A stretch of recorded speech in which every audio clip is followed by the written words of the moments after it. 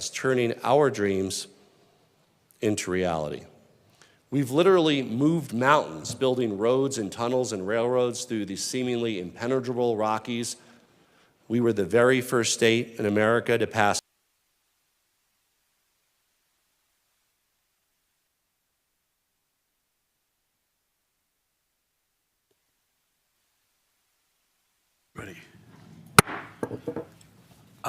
Welcome, everybody. Recording in progress. Tonight is the regular meeting of the City Council of Louisville, Colorado. And if we could get a roll call, please. Mayor Pro Tem Dickinson. Here. Councilmember Fahey. Mayor Lay. Here. Councilmember Cooperman. Here. Councilmember Hefner. Here. Councilmember Hamilton. Here. Councilmember Kern. Okay, if you join with me in the Pledge of Allegiance. I pledge allegiance to the flag of the United States of America and to the republic for which it stands, one nation, under God, indivisible, with liberty and justice for all. Right. Do I have a motion to approve the agenda tonight? So moved. Second. All in favor? Aye. Any opposed? Okay, the next part of the meeting is our public comments on items not on the agenda and items on the consent agenda. If you would like to speak, you can speak on any topic other than those two, other than the items not on the agenda, and you can speak on items on the consent agenda. If you come up to, fill out a card, bring it to the clerk. She'll call your name, come up to the mic and introduce yourself and tell us whether you're a Louisville resident or not. You have 3 minutes to say your piece, and you don't have to use the whole 3 minutes, but you can. If you want to pool your time with somebody else, you can pool your time with one or a number of people, and you can speak for up to 6 minutes. Again, you don't have to speak the whole time, but you have to be able to point to somebody, and they have to agree that, in fact, you were pooling your time. And you can do that online as well. Welcome, Councilmember Fahey. So, all opinions are welcome. The one thing we'd ask you to do is to not boo or clap or anything like that. It's hard enough getting up in front of a crowd for many people. We don't really want to deter anybody, and we'd like to hear from everybody who might want to come up and share something. So with that in mind, do we have anybody who would like to give public comment? Up first is Louis Delaware, followed by Gary Mansdorfer. Just wondering what the city is planning on doing regarding the Jeffco Rocky Mountain Regional Airport. It seems as though the traffic patterns have changed radically from one year to the next. There are some maps that show from July of last year that the traffic was going over most of Louisville. Now it seems to be going over most of western Louisville, which is very noticeable for us at all times of the day. Here it as early as 5:30 in the morning. I'm not against having air traffic, but it should be something that should be shared. The burden should be shared among many other people, not only in Louisville, but in the other area. And I appreciate the difficulties that Superior has, because they're right in the flight path, but it is what it is. But we're getting a lot more traffic noticeably over our neighborhood. So, Thank you, Louis. Next up is Gary Mansdorfer.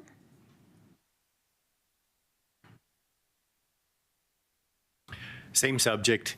3.5 years ago, we lost our house in the Marshall Fire. We moved to Broomfield. We weren't sure if we were going to move back to Louisville, but over a couple years, we really longed to be back in Louisville because, as you all know, it's a great place to live, and we really wanted to be here. So for the last 1.5 years, we've been rebuilding a house. We just moved it back in this week, and all of a sudden, it's not so great to live in Louisville anymore. The airplane, at least on the west end of Louisville where we live, the airplane traffic is just in the last 4 to 6 weeks has just become terrible. I mean, every few minutes you got these planes buzzing overhead, and it's awful. You know, it took Louisville from being a great place to live to being not such a great place to live. I realize city council doesn't have control over this. You guys can't just pass a law and make it go away. What I would like to hear in the coming days or weeks is some statements from people in council about, first, whether you recognize that there is a problem, and number two, whether you feel that there's a role for the city to get involved in this problem. You know, certainly the city, the town of Superior has advocated for their people over the years. The big difference is they're, you know, right close to the airport. We're not. All the years we've lived here for like 26 years, it hasn't been a problem until like 6 weeks ago. So I'm hoping that city council will recognize this is a serious problem for a lot of the citizens here and start making a plan to get involved and advocate for the people of Louisville. Thank you. Thank you, Gary. Others? Okay. All right. Thank you to those who participated. Do we have anybody online who's wanting to speak? Looks like not. Okay, good. Just so you know, we can't respond as a council to the items that are raised in public comments, and that's because they are by definition not on the agenda. So, but we hear them, and you're welcome to, do what we will with those. And if you have other thoughts, please get a hold of us. All right. Can I get a motion to approve the consent agenda? So moved. Second. All in favor? Aye. Any opposed? Okay. Next is council informational comments and committee reports. Do we have informational comments and committee reports from any council member tonight? Okay. Moving on, next is the city manager's report. Good evening. So 2 things. This Thursday night, we have the mayor's meeting. We've concluded the ward meetings. The mayor's meeting is Thursday night at 6 p.m. at the Recreation Center. And then next week on Tuesday, August 12th, we do have a special council meeting where we will be discussing the flock cameras. So thank you. Thank you. The next item on the agenda is Italian American Heritage Day proclamation. I'm going to read that now. A proud 30% Sicilian American. We have at least one other Sicilian American on the dais right now. All right. This is one of the things that's coming up is Festa, which I think is the 23rd. Believe that. No. Sunday. Sorry. It's coming up right quick. So in anticipation of that, and if I just read the proclamation, I probably would have seen that. Whereas on the second Sunday in August, the Louisville Society of Italian Americans celebrates La Festa to honor the achievements and contributions of Italian immigrants and their descendants living in Louisville, Colorado. And whereas the contributions and legacy of Italians and Italian Americans played a vital role in making Louisville the vibrant and notable city that it is, and whereas it is fitting and appropriate to proclaim a day to celebrate the contributions by the Italian community to our city, and whereas the goal of the day is to invite the public to the annual La Festa Italiana de Louisville to celebrate the rich culture that Italians brought and bring to our city. And whereas such a commemoration will bring people of goodwill together to gain a greater appreciation for the roles played by Italians and Italian Americans in shaping our city. And whereas such a day, encouraging cultural awareness, will contribute to vital understanding and mutual respect for the bonds that hold our society together. And whereas Italian Heritage Day is inclusive for all members of the community and reaffirms the importance of celebrating part of Louisville's mixture of cultural identities. Now, therefore, the Louisville City Council proclaims August 10, 2025 as Italian American Heritage Day in the city of Louisville, Colorado. I would move that we proclaim August 25, 2010 as Italian American Heritage Day. Second. All in favor? Aye. Any opposed? All right, thanks. Next is ordinance number 1899, series 2025, an ordinance amending titles 4 and 14 of the Louisville Municipal Code to establish a maximum speed limit for bicycles on bike paths and trails within the city. This is a second reading and the public hearing. It was advertised on the City of Louisville website on July 14th, 2025. Opening the public hearing and ask for any disclosures. Okay. In a public hearing on an ordinance, there are 2 full rounds of public comment, and we have been experimenting a little bit with how we do this, but what we're going to do is to have the staff presentation and then a first round of public comment, council questions and comments, and then second round of public comment. The council will then talk amongst ourselves about the measure, and will at the end take a motion and vote one way or another. Staff presentation on this? Chief? Good evening, Mayor and members of council. I'm Rafael Gutierrez, Chief of Police. The proposed amendment before you is an amendment to the Open Space Title IV and Parks and Recreation Title 14 of the City of Louisville's Municipal Code. Would establish a maximum speed limit of 15 miles per hour on paths and trails within the city for bicycles. Those are city-owned paths and trails.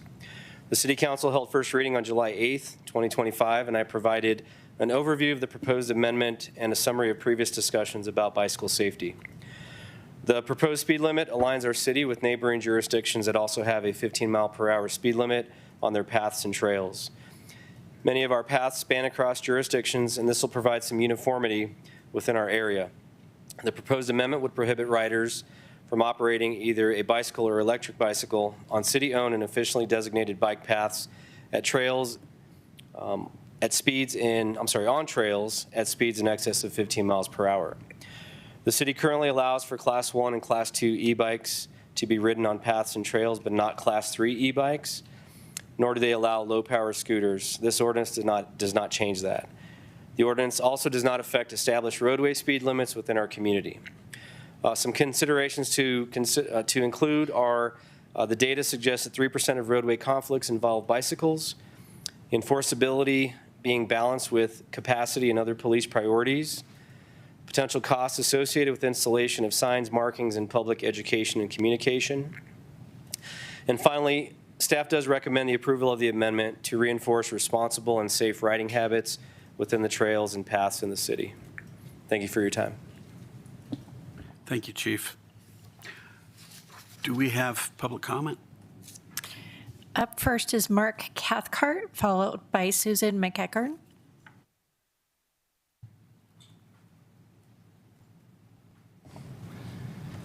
Good evening, Mayor, City Council, City Manager, Deputy City Manager, staff, and Police Chief Gutierrez. Thank you for your service. I hope you had the opportunity to review my written submission. I have some additional remarks. First, as proposed, the ordinance seems to ignore two-wheel scooters. This makes no sense.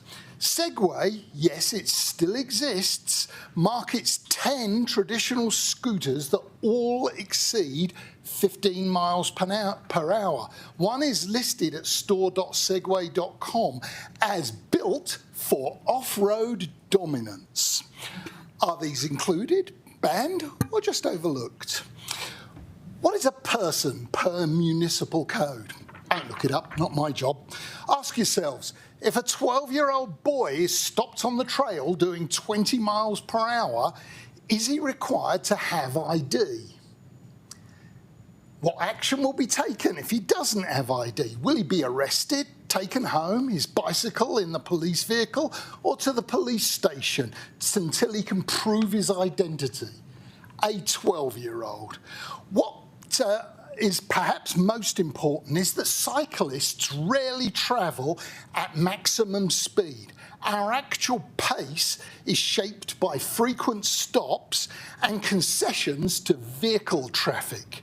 In my own case from Saturday, 10% of my time was lost simply waiting to cross vehicle lanes. That's not inconvenient, it's systemic. Louisville trails look great on a map, but in reality, they're indirect and out of the way for daily routes. And with few bike lanes, they're getting around is still safely is still a major challenge. It took me over a mile longer than a car would have taken to get to FedEx on Saturday.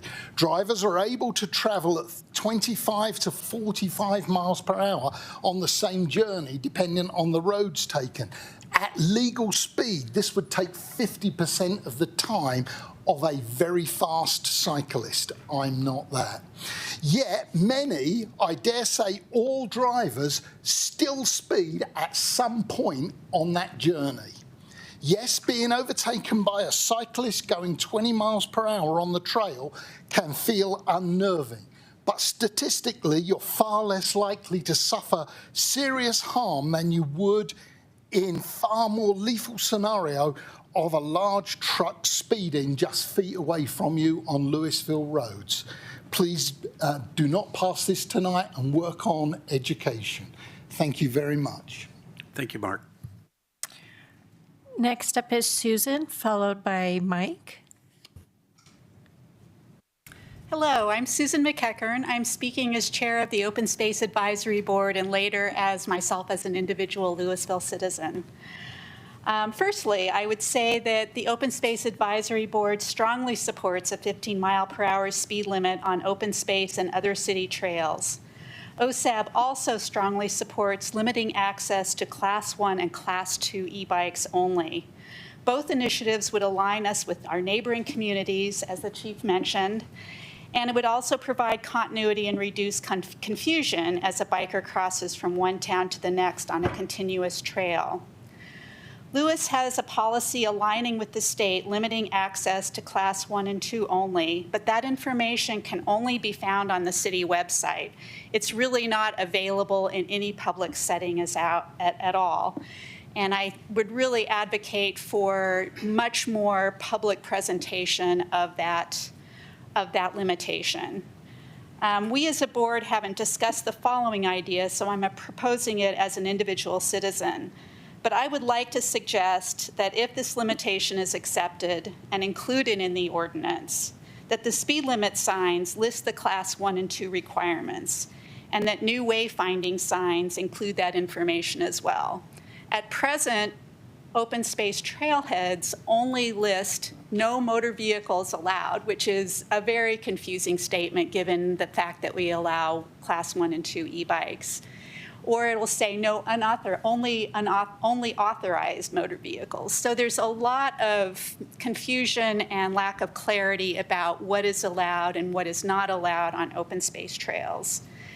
We also urge City Council to consider how the ordinance will be enforced. I know there's a lot of debate about that subject, and I think it deserves more consideration. Thank you. Susan. Next up is Mike, followed by Janet. Evening, Council. My name is Mike Page. I'm a resident of Lafayette. I live on Euclid Circle, but I'm a frequent user of Louisville trails as a biker.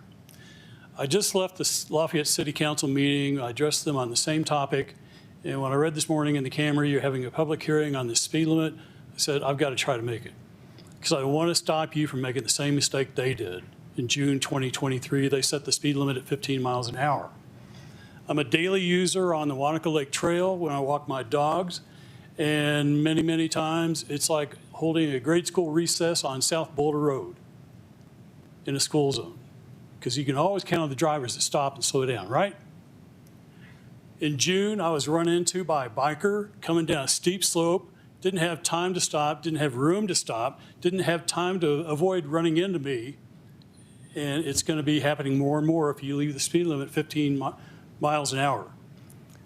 Mainly because, well, 15 miles an hour is under consideration.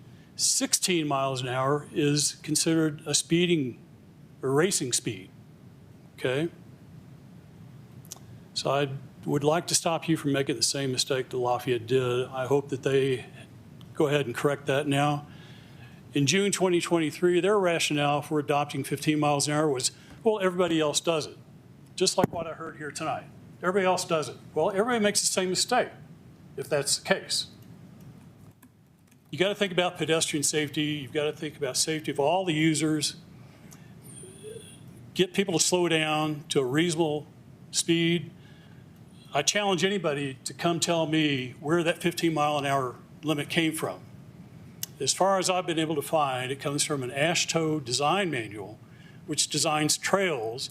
And specifically, they're talking about designing a trail that's rural, straight, no obstructions. Not like the trails we see in Lafayette and Louisville. So you need to take that in consideration.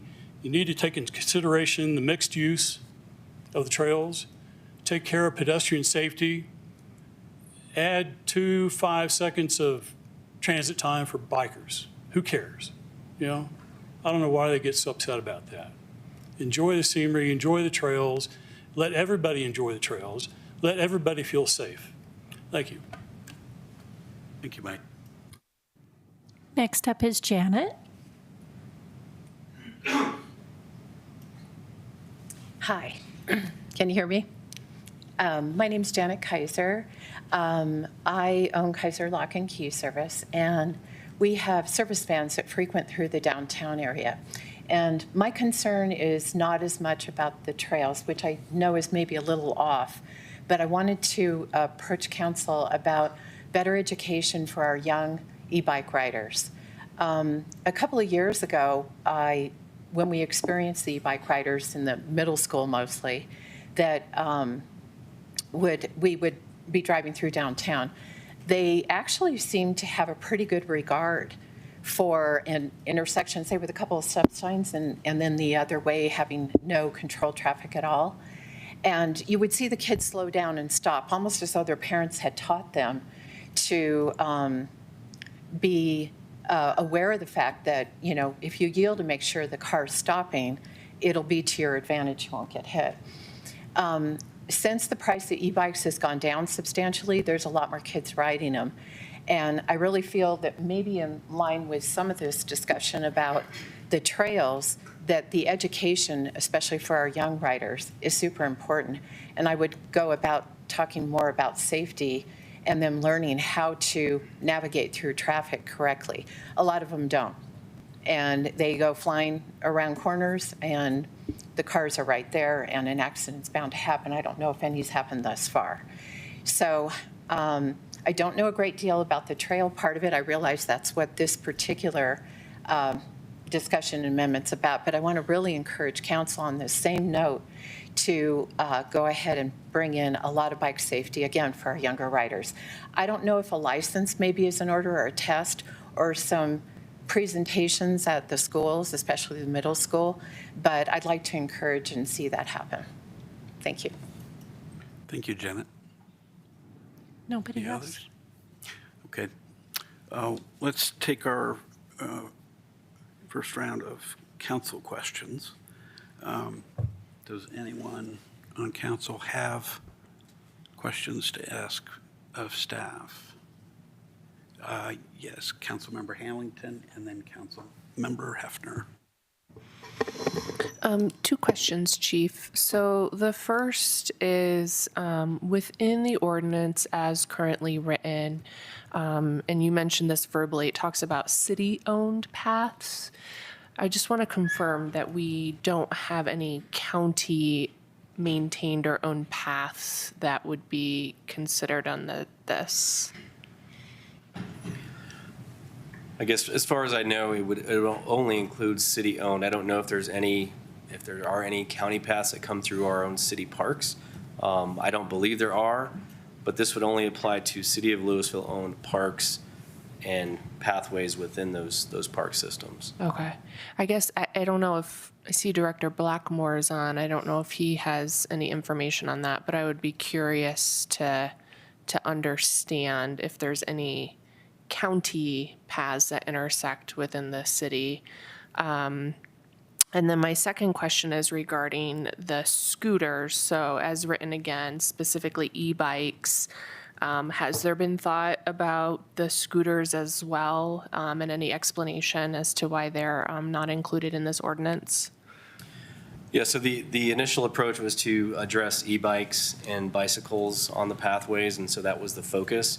The current ordinance does include other means of conveyance as being allowed or not allowed, but we focus specifically on the bicycle safety aspect.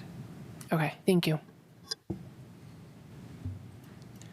Yeah, just to that last public comment we got, could you put this ordinance in the context of the city's broader campaign, reaching out to BVSD and so on?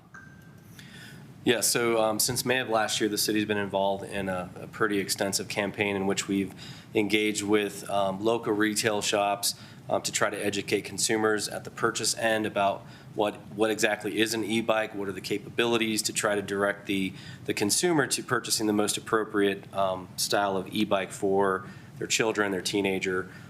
We've also engaged the school district with some informational campaign at Back to School last August. We plan to do that again this coming in a couple weeks. And then in September, October, we're planning to do a bicycle safety event with the school districts, primarily at Louisville Middle School. And the intent of that is to provide educational opportunities for really the target group that we have concerns with. The target group that we've identified is really those 10-year-old to 15-year-old riders that don't quite understand the rules of the road in its entirety. So really focusing the educational campaign on that targeted group, again addressing some educational opportunities at the point of sale. And then our open space rangers have done a campaign as well about share the trail, share the pathways. And so we have put a lot of information out on our website during community engagement events. We did partner with a group of Girl Scouts to create a Safe Rider contract at the middle school. So we've done a lot of partner and collaboration with community groups and stakeholders to really try to push the educational component. From the police department perspective, we also have focused a lot on the education versus the enforcement.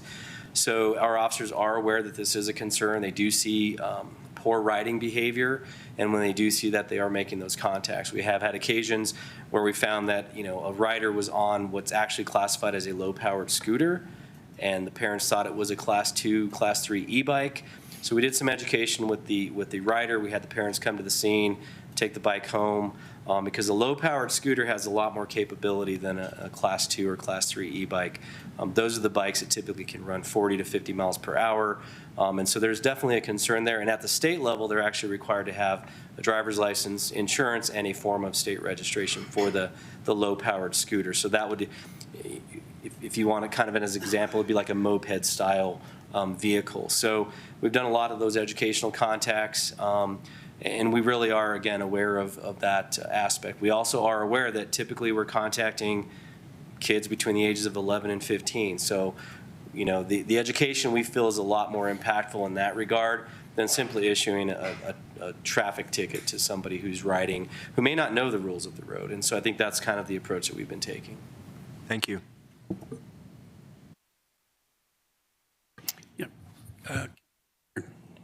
Thank you. Thank you very much, Chief. I was kind of just bringing up a couple of the questions or comments that some of our residents made.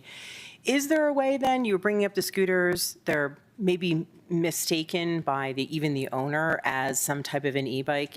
Is there a way for us to put signage or better identify that anything that is not identified specifically as a class 1 or 2 is not allowed? Like, we wouldn't allow a scooter on our trails, is that correct? That's correct. Low-power scooters are not allowed on the city's trails.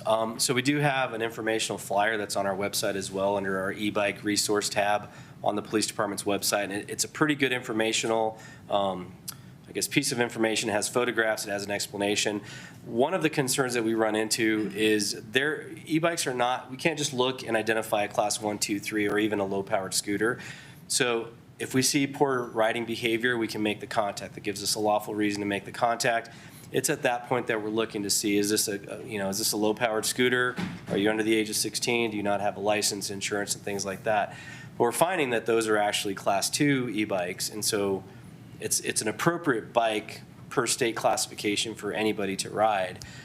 So then we focus on the behavioral component. So we do have that resource information available. Like I said, we do hand it out at community events, and it is available through our website with pictures and kind of a description of each of the different classifications and what's required.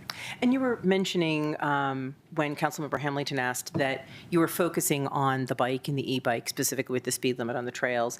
Is this also the appropriate place for us to identify that speed limit would apply to motorized vehicles, like I'm going to say scooter, but more of the not the illegal ones, the motorized, I don't know, I mean, like the little ones that people use that to me, they don't go very fast, but I'm learning they can go faster than 15. Those are allowed on trails? Or No, so motorized conveyance are not allowed on the trails. The exception that's been made, and I think it was an interesting comment, the e-bikes are motorized, but e-bikes are specifically listed as allowable on the trail system. So class 1 and class 2 e-bikes are specifically listed on the ordinance as being allowed within the trail system. Okay. But motorized vehicles would not be allowed on the system. So anything that is motorized other than an e-bike is not allowed? Correct. Except for handicap reasons access. And then how would you address if there was somebody underage, a minor, with no identification on a trail? Just to give us an example of what the engagement would look like.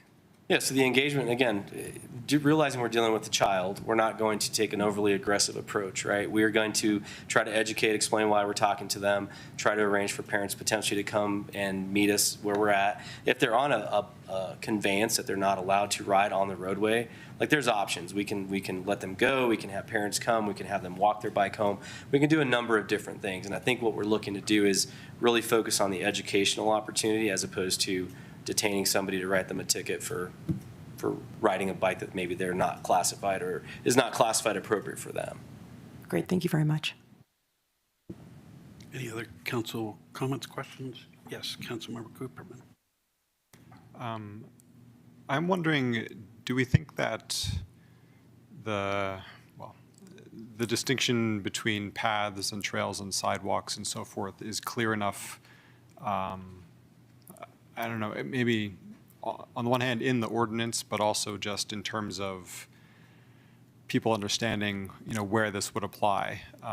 Some of a lot of our paths lead into sidewalks, I would say, and our trails do as well. And so I'm just curious if you think there's a need to have any kind of clarification around that. So I think the clarification may come with the signage, and I talked with Director Blackmore about potentially posting those signs at entryways to the trail systems. The state already has traffic codes that kind of address the way a person will ride on a public roadway, on a public sidewalk. And this ordinance specifically falls into our parks and open spaces ordinance. So I think that's where we would do the education and the posting of signs. We're essentially saying, this is a trail system and this is what's allowed or not allowed. Right. I guess I would have to look at a map, but I would guess that some of our paths in particular, are bridge between parks and open spaces. So there are probably portions of them which maybe don't exactly fall into a park or an open space, but maybe that's not really a problem. Just No, I think it's a consideration, but yeah, I think, again, looking at the scenario, we could determine, was this on a public sidewalk or was this within the park system? Thanks. I see a hand up from Director. Go ahead, Adam. Thank you, Mayor. Good evening, Council. Just wanted to real quick speak to a couple of the points that were brought up, specifically to start with Councilmember Hamilton's comment about the trail system. We do have some shared use, shared agreement trails, Coal Creek being the primary one that's multi-jurisdictional. All of those trails, similar to roadways, when they are within our management areas or running through city limits. In some cases, they're bordering trails. We have enforcement agreements with Lafayette or with the county, and so it would be specific to, they're considered Louisville trails. They're just jointly owned, similar to the way that we manage our lands. So hopefully that clears that up. We don't have a specific different jurisdiction who only has management and enforcement of a trail that runs through Louisville, unless it's some type of access on a Boulder County managed property, but that wouldn't be as part of our trail system. It wouldn't be listed as conveyance. It wouldn't be an available option for our residents. The other thing, just to kind of touch on, and Chief may have mentioned it, the exception for the Class 1 and Class 2 e-bike, my recollection of that discussion for why that exception was allowed is the ability to have conveyance via pedal. And to utilize the pedal function as a bicycle while on the trails as well. So that was part of the reason for the exception, whereas the majority of the other motorized or electric conveyance options only have the electric conveyance option. So I don't know if that fully explains why it has the exception. I think it just got really popular as a component of that, but no, that was part of the discussion at the time. So just wanted to chime in on those two items. Other questions from council? Okay, I have a couple of questions. One has to do with some of the kinds of e-bikes that are sold online. My understanding is that, frankly, the folks who sell e-bikes in Louisville are not really the problem as far as having e-bikes that aren't clearly Class 1 or Class 2. They advertise and they deliver what they're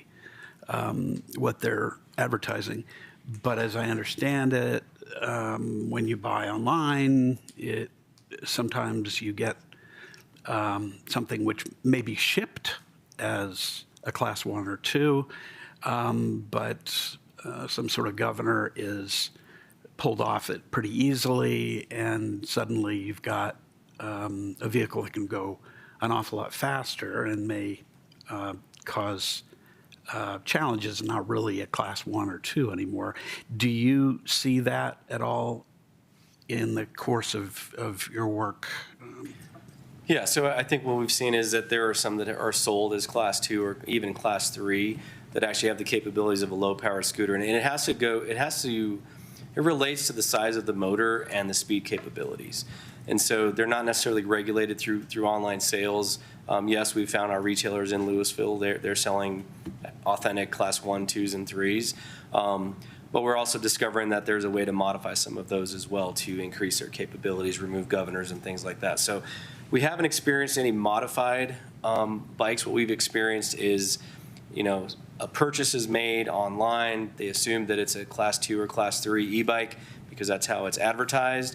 And then we look at the capabilities. It's going more than 28 miles per hour, which is the maximum for a Class 3. So then we can pretty much deduce that that's not, the motor is larger than a typical Class 3. And, as far as the classifications in the the code or our ordinances or the model traffic code, does those kinds of e-bike, I hesitate to call them e-bikes, one of my fellow council members refers to them as motorcycles. Mini motorcycles. What do they end up being classified as So the state If you find- classifies them as low-powered scooters based on the size of the motor and their capabilities. And those require a driver's license, insurance, and a form of state registration. It's a 3-year sticker that you have to get from the state. And have you ticketed anybody in Louisville for driving? Yes, we have issued a citation for that. Good. It's at least one that I recall. Okay. How easy is it to, once you've made a stop, say you see somebody who's going 30 miles an hour, and maybe it's on a hill, so, there's some question about whether, well, actually, there wouldn't be any question if they were going that fast. But if you stopped somebody who had, you think they have a mini motorcycle because of speed or whatever, and it turns out that they're just an e-bike. I presume that there's ways of dealing with that are different than if you stop somebody who actually has a mini motorcycle, right? How can you describe how that differs? I don't want to go too far afield of what we're doing, Yeah, but I think it helps to understand. Sure. Yeah. So we've not, to my recollection, we have not made any stops for speed. Our stops have been for dangerous riding behavior, doing wheelies, doing things like that, riding, 4 or 5 abreast. That's the behavior that we're seeing typically. And so every shift, at the end of shift, the supervisors are required to add an e-bike component. So they report calls for service for the day, significant events that have occurred. Well, e-bike is now one of our categories that they're required to report. And so in looking at those over the last year and a half, most of them have been for poor riding behavior. And dangerous riding behavior, going in between vehicles, obstructing traffic, things like that. So nothing has been associated with speed. But to answer your question, if we do come across let's say we come across somebody who's violating some type of traffic code, and we believe, okay, that may be a low-powered scooter or an e-bike. If we find out that it's a low-powered scooter, we can impound the bicycle, we can release it to a parent if it's a juvenile. We could do a number of those things. We can issue a citation. I know that we'd have issued at least one citation for somebody riding a low-powered scooter. I believe they had been previously contacted, so it was to reinforce the message that you're not allowed to ride this type of conveyance. If we do stop them believing it's a low-powered scooter, and in fact it's a class 1, 2, or 3 e-bike, they're allowed to ride it. Like, that's not the violation. We potentially are then going to educate on the riding behavior. Finally, I won't say that this is the only question, but let's say you stop somebody and you ticket them.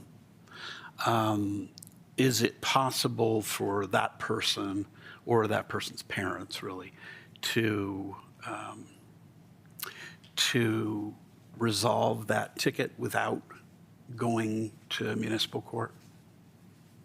Yeah, I believe that it's a penalty assessment that's available on this. They always have the option to go to court if they choose not to pay the penalty assessment, but I believe it's just associated with the fine.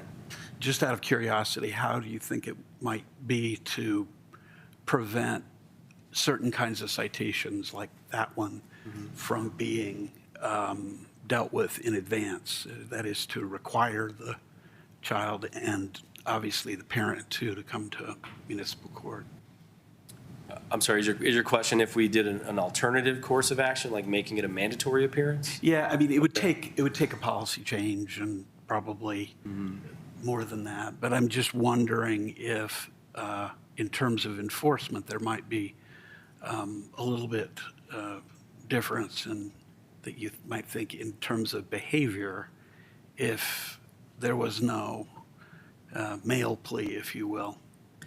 I guess my opinion on that is, like, driving a motor vehicle, like driving a car, most of the issues come because of driving behavior, not because of the vehicle, not because of the roadway, not because of anything. If everybody's doing and following what they're supposed to be doing, we're not going to have those roadway conflicts.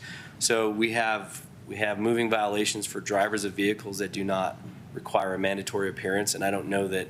I mean, moving this to requiring a mandatory appearance, I don't know if that sends any type of message. I think it sends a very aggressive message.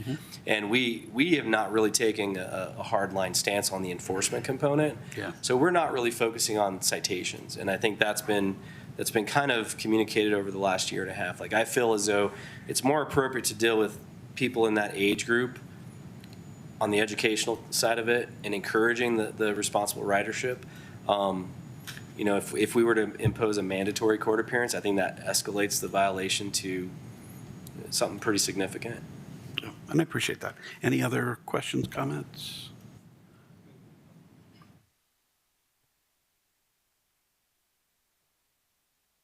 We'll go back to public comment, the second round. Do we have anybody signed up? In addition to, looks like we have one who is waiting to speak. Mr. Cathcart. Come on, Mark. Good evening again, Mayor, City Council, Mark Cathcart. I live in Louisville. I'm disappointed in the direction this conversation has taken. I sometimes wish I'd just stayed at home and hoped you messed it up anyway. I read this ordinance as bicycles and e-bikes. For God's sake, I'm 67 and a half. You're considering making me appear in court for going down the hill from the tech centre at 16 miles an hour? That's nonsense. We can't do that. We're cyclists. We have no motors except our legs. In 2009, I did 112 miles out of an average of 19.5 miles an hour. You saw my chart from Saturday. I went as fast as I could to FedEx.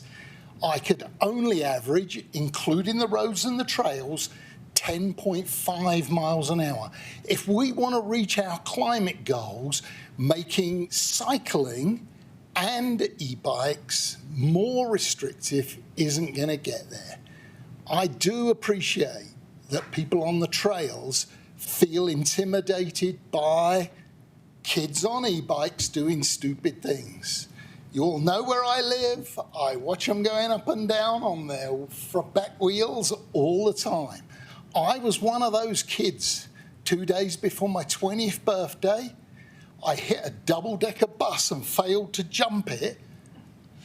I was in a coma for 3 weeks. If you've seen me limp, that's why. I have one leg 2 inches shorter than the other and severely disfigured, which is why you'll rarely see me in shorts. It's gruesome. People learn lessons. By all means, teach the kids lessons. Don't make them criminals. In no other field do I know of a law which you can be ticketed for, which you do not know that you have broken. We have billions of cars in this country. They all have speedometers. They all break the speed limit. The police chief and his officers could spend all their time ticketing people. 99% of existing bicycles, I have no idea about an e-bike. I don't own one. I wouldn't buy one. 99% of bicycles don't have a speedometer. So the difference between 15 and 20 is the wind in your hair. So please reconsider. Just one final point. The police chief's observation on modifications. Remember the old plastic big wheels? You can get an electric one. It has a small 6-volt motor on it. If you strap a car battery on the back, it'll do way more than 15 miles an hour on one of those horrid little plastic big wheels. Honestly, you can't stop modifications. Thank you very much for your time. Thank you, Mark. Other? Mike Page.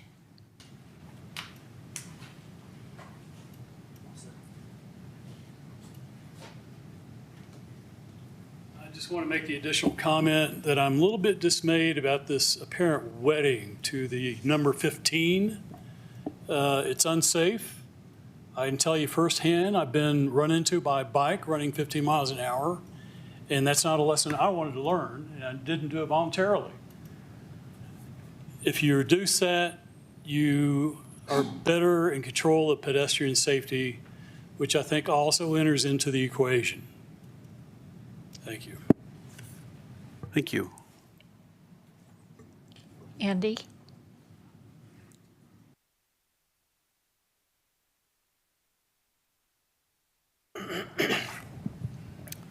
Evening. Andy Johnson, Louisville resident. Moved here in 1999 and had the great fortune of training for Team USA as a triathlete. I have explored every single nook and cranny of our pathways over the last 26 years. And I'm still out there literally every day. And I am a repeat offender, and I have a speedometer, so I know exactly how fast I go, although I think a lot of people don't. I was recently in London, had a great opportunity to visit that magnificent city, and their speed limits are 20. However, we're talking about a bike literate community versus a very bike illiterate community, despite the lore of Boulder. We really don't ride bikes well here. And I think a lot of the point of this speed limit is not about busting people for going 16 miles an hour. I think the chief was really clear that this is an opportunity for education. And no one's going to be out there with a speed gun busting people. Like, that's silly. And I think as we have signage, as we have the opportunity to talk about proper bike handling skills, speeds, I think that there's a really nice effect that can happen in our community. We have a lot of education opportunities. We have one of the most effective bike advocacy nonprofits in the United States here in Colorado. Bicycle Colorado is a fabulous organization. We happen to have one of the directors living in our community who can provide those education opportunities in the schools and really be a great partner to the police department and the city. That aside, I think we also have a great opportunity with signage to help create our connections. And this is a little off topic, but we have a lot of bike paths that don't connect. We have a lot of barriers where we have unsafe crossings at major streets. These are also safety issues as a cyclist. I think about the kids who are riding these super fast bikes crossing South Boulder Road. These are scary circumstances that we need to address and fix. And we also need to be able to connect to our communities in a more effective way so that we have a larger community, not just this ecosystem that's Louisville, because we do connect. And every time I, have a new person in Louisville who's a cyclist, I have to show them how to maneuver around the different areas on their bike, especially if they're commuting or training, exercising, et cetera. So I think this has lots of great opportunities, but I want to keep our eyes on the ball that this is an education opportunity, not a penalization opportunity. So thank you. Thank you, Andy. Angie Layton?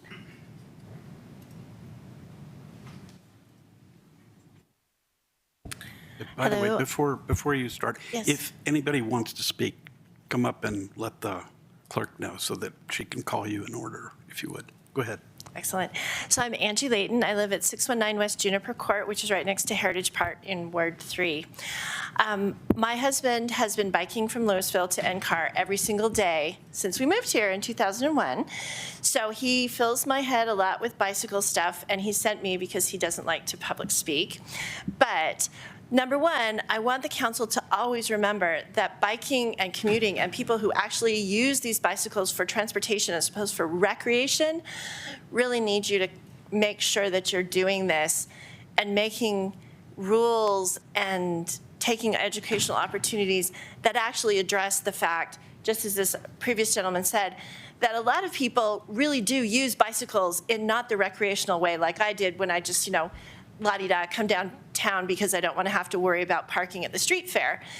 Some people actually do need this to commute in, but I think that there is a tremendous concern in the community for people. My kids are older, but Every single time I watch Facebook, I see people complaining about kids who just barely nearly got hit, and I know that there's been a whole bunch of very close calls in Old Town recently. And today, my daughter lives on Briggs Street in Erie, and there were 3 boys about between 12 and 15 that were doing wheelies up and down Briggs Street this afternoon, and I was watching them going, somebody is going to die. We need a way to figure out how to make those kids not die, because we do not want death to be the reason that we pass any kind of ordinance. That is the most tragic reason for City Council to do anything. But as the gentleman before me also said, there are many, many ways that the bike paths could be improved.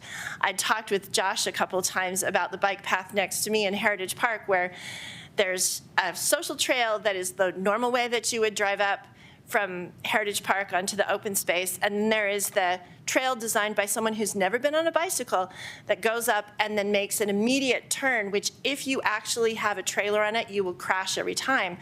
So lots of these trails could be improved, and lots of the education that we have for people who are biking could be improved.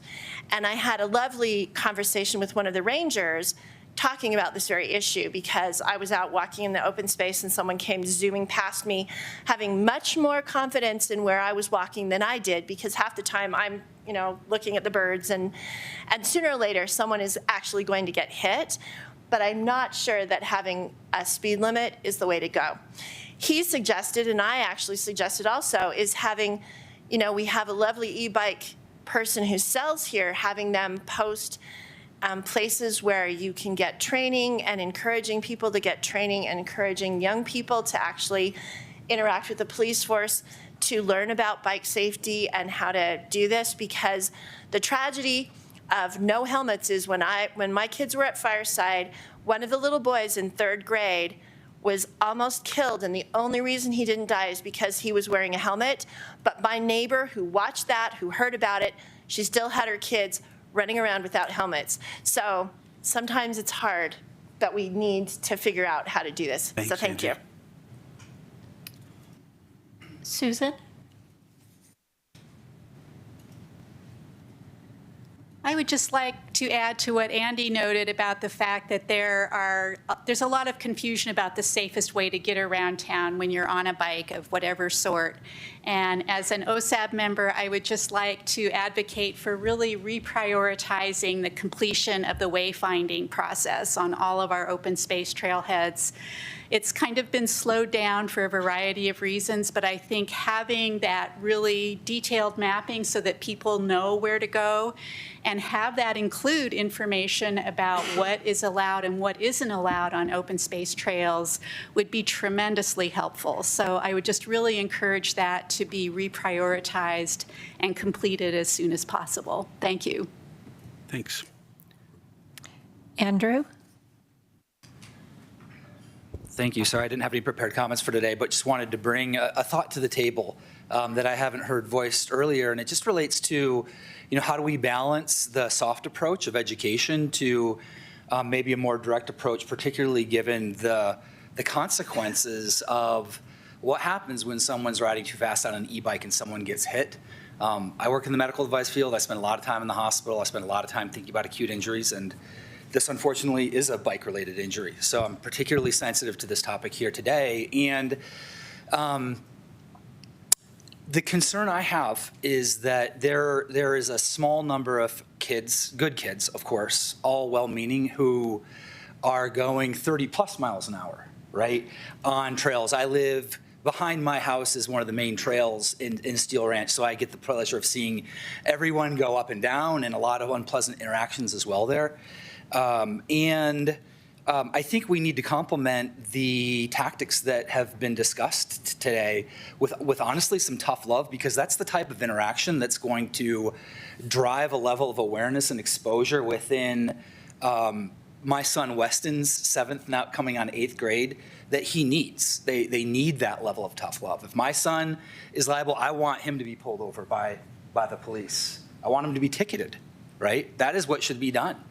The health consequences of a traumatic brain injury, and And I'd be really curious to understand what Boulder County is tracking. I did do some research and noted that 48,000 ER visits last year driven by electric enhanced bicycles within the state of Colorado. That might have just been Denver, but it's a very big number and it's growing. We have to be more aggressive in our approach.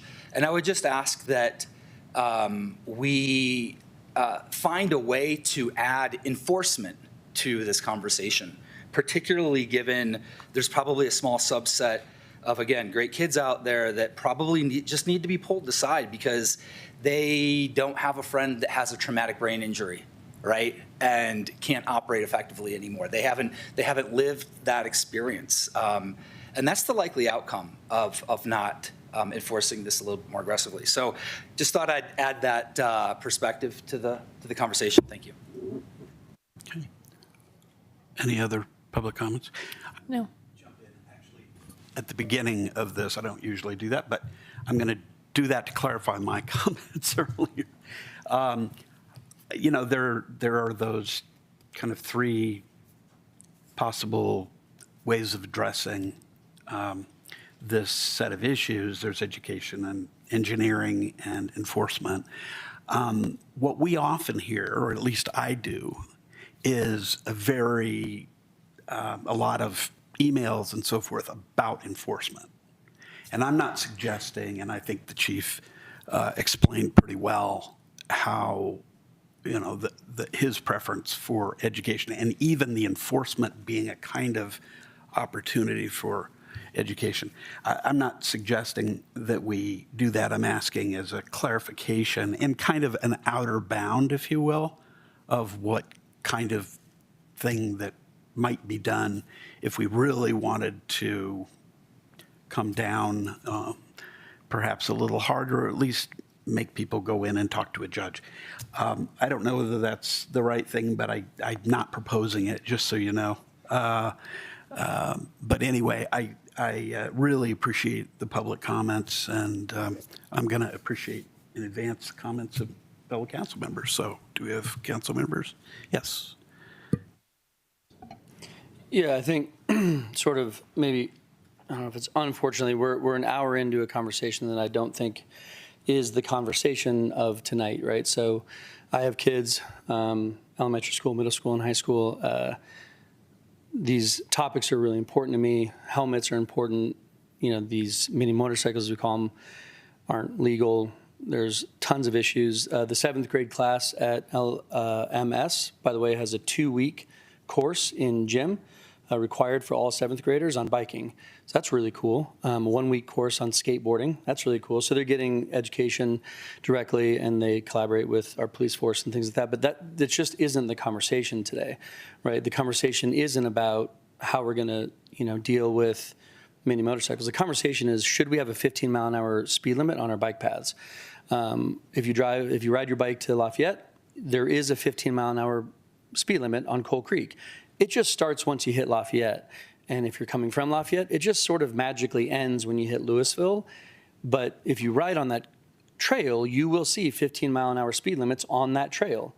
It's not like we're doing something really big here. We're just continuing those signs along that trail. So I think, should there be any signs? That's a good question. Should they be 20 miles an hour for commuters who are like trying to get to work quickly? Maybe that's reasonable. Should they only be 10 miles an hour because 15 is still kind of dangerous? Sure, that's a good question. 10, 15, 20, 0, those are all what we should be weighing today. All the other things are super important, but not on the agenda tonight. We're not dealing with all of that. And so I think what is clear is that our police force is not going to be on our bike paths. Chris, you going to do it? Going to get your gun out there? And not gun, I mean like a radar gun. Sorry, I apologize. I meant the radar gun. I don't think you're going to be catching people's speed with your radar gun on a bike path. I don't think you're going to be arresting children and taking them to jail. I don't think we're going to be putting down spikes to stop them from, this is all preposterous.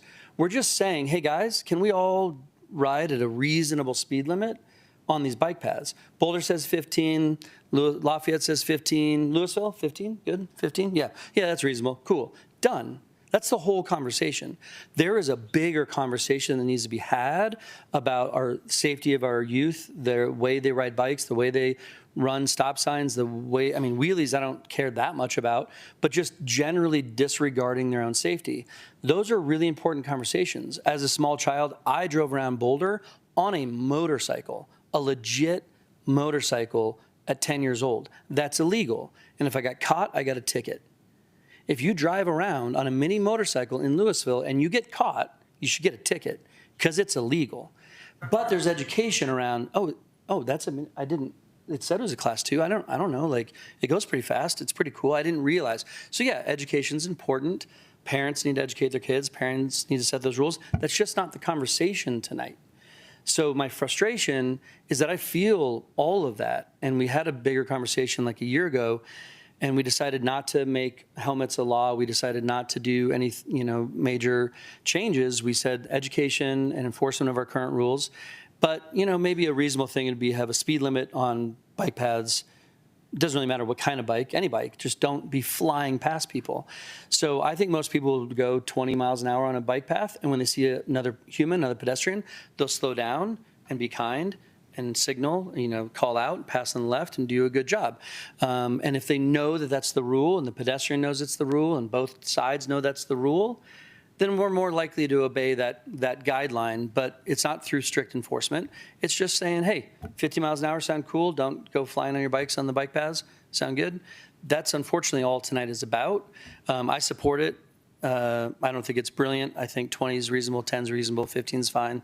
I support it as a 15-mile-an-hour speed limit, and I think we'll have it, as we enter certain bike path areas, kind of mimicking what Lafayette did.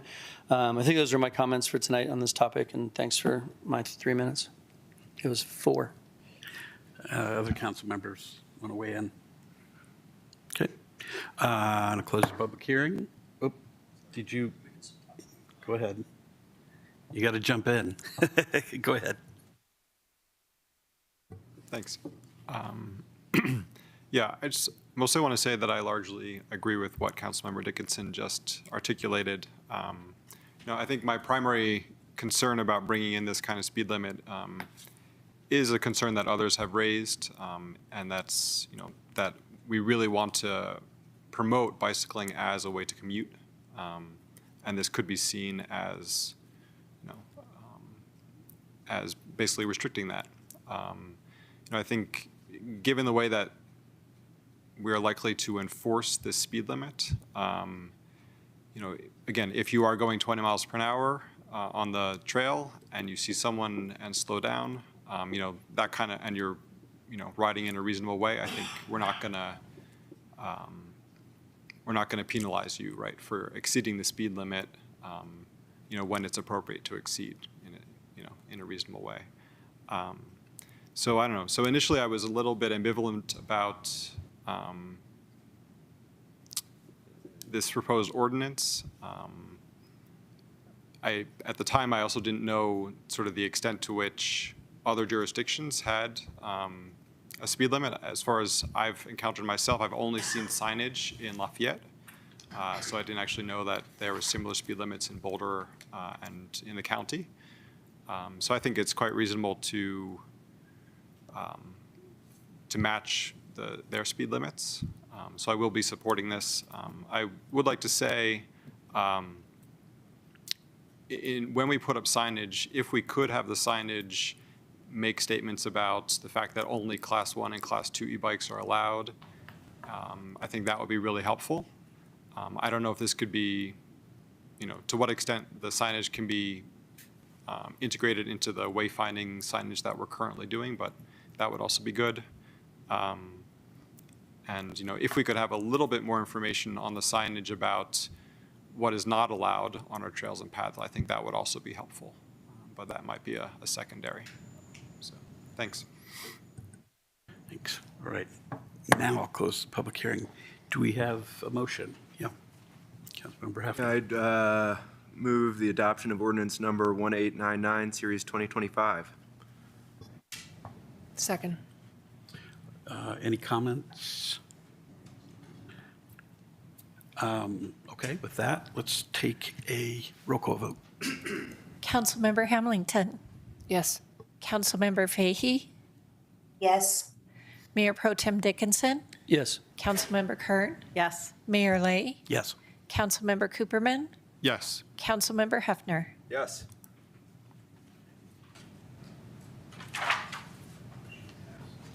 And the ordinance will be amended.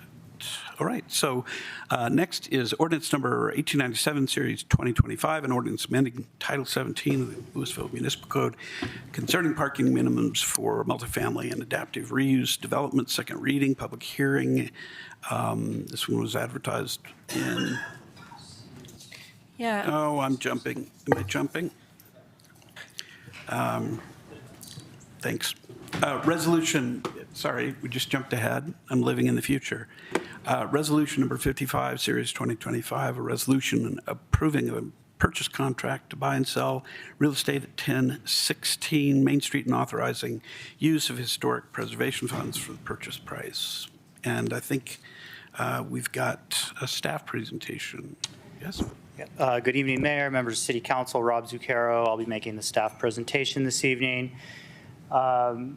So before you, as you mentioned, is a proposal to use historic preservation funds to purchase the property at 1016 Main Street. This is the first time we've used this. It's been in our funding resolution, I think, since we first had a sales tax to support incentives. This is the first time we've looked at doing this.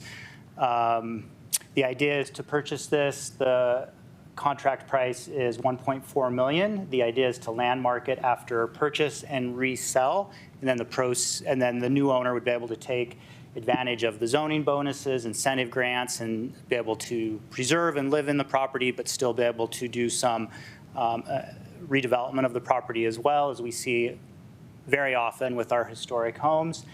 We would resell the property and the proceeds would go back into the Historic Preservation Fund. So this is the location of 1016 Main Street. It's actually just northeast across the street from our historical museum. There's quite a few historic homes on this block. There's a lot of character that's been maintained on this segment of Main Street.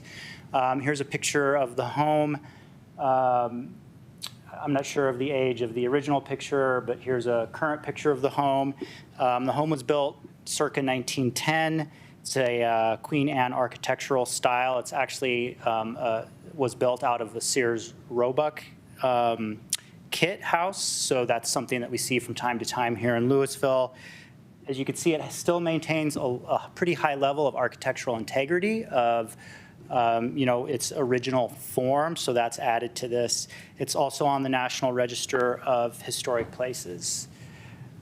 So our funding resolution, which was last adopted in 2019, again, does allow acquiring a landmark property. It could be resold, which is probably the anticipated use. It could also be used for a public purpose using those funds as well. There was a demolition permit that was applied for. The Historic Preservation Commission did review that demolition permit under our ordinance. They are allowed to institute up to a 6-month stay, which they did, and that stay expires on September 1st. At that hearing, there were a lot of comments submitted, a lot of testimony asking for the city to look at preserving this property. So that's led to where we are this evening. The current property owners were not interested in redeveloping it as a historic home themselves, but in speaking with them, they are interested in selling it to the city for the purpose of us landmarking it, and then we could use it or most likely resell it. So there's a contract in the packet, so the resolution in front of you would actually be approving the purchase contract and moving forward with that. The closing date would be the end of September, September 30th, if you were to approve the contract. So if we were to resell it, the new owner would have the benefit of all of these incentives. So there are zoning incentives as well as grants available. These are the baseline grants. There's a $40,000 preservation grant, $15,000 new construction grant, a landmark bonus that could be passed on to the new owner. We also have a low interest loan program. So a new owner could, again, take advantage of this. And so that's one of the benefits of selling a landmark property, there's always a lot of discussion. If you put the landmark restrictions on the property, what does that do to the value? A lot of these grants and zoning incentives are intended to help preserve and potentially even enhance the value of a landmarked home. As far as the balance of the fund, we have about $3.5 million currently in the Historic Preservation Fund, so this purchase would bring that fund balance down to approximately $2.1 million, again, until the property was sold. That would go back into the fund per our program requirements. We did want to make council aware we are processing other grant requests. Some of them are large grant requests. There's a potential that if those were all approved before the sale of this property, the fund, we estimate, could go down to around $1 million or below $1 million, again, depending on how these other grant applications play out. Just as a little bit of a side note, there is a need, we noticed in our funding resolution that council is actually supposed to, with HPC recommendations, set a minimum fund balance. We haven't done that in a few years, so that's something that we want to bring here pretty soon to council to establish a minimum fund balance. So when we're looking at these types of things, we kind of know where the baseline should be on the fund. Our current funding resolution for property acquisition does require what's called a financial risk analysis. It doesn't say exactly what that needs to be, but I think what we're really looking at is what's the risk to the fund if we're going to purchase and sell a property, is there a potential loss, et cetera. So we did do an appraisal of the property. The owner purchased the property in '22. For a little over $1.3 million. Again, the contract price is $1.4 million. The appraisal that we had done as the city estimated the value at $1.25 million. We did ask that appraiser to do some follow-up analysis as part of this financial risk analysis. They didn't feel like they could come up with a post-landmark value. There wasn't enough information, but they did provide a letter that's in the packet that notes the incentives, the grants, and how that would potentially preserve or enhance the value of the property post-landmark. So if this is approved, again, this is a contract for purchase with the closing date scheduled for September 30th. We would have some follow-up to do. We would want to go to the Historic Preservation Commission to review the purchase before September 30th. They have already done the demolition hearing, found probable cause through that demolition hearing. And then after the purchase, City Council would have to approve the landmark designation, and then we'd have to come up with the process for resale. So we don't have those details this evening, but that's the likely path forward. So staff is recommending approval, and I would be happy to answer any questions. Okay, does the applicant or The owners are here this evening. They didn't have any statements, but they are here this evening. Okay.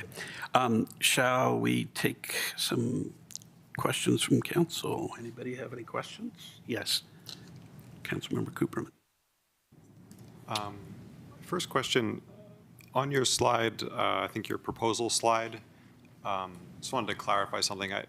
You suggest that the proposal would be to landmark it and resell it. I assume, if we pass this resolution tonight, we're not locking ourselves into that pathway. Is that correct? That is correct. The resolution does not actually require that path. It's just a potential path. Okay. Council could consider using it for a public purpose as well. Okay. And then I'm wondering, so there was a historic assessment of the building that was recently done.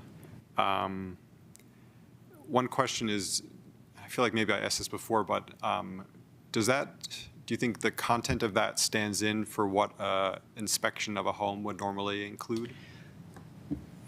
Yes, I think it covers a lot of what a home inspection would include. It's not exactly the same, but it does look at the systems and the foundation in a significant amount of detail. The historic structure assessment does note that there would have to be some follow-up analysis on the foundation, grading work at the least.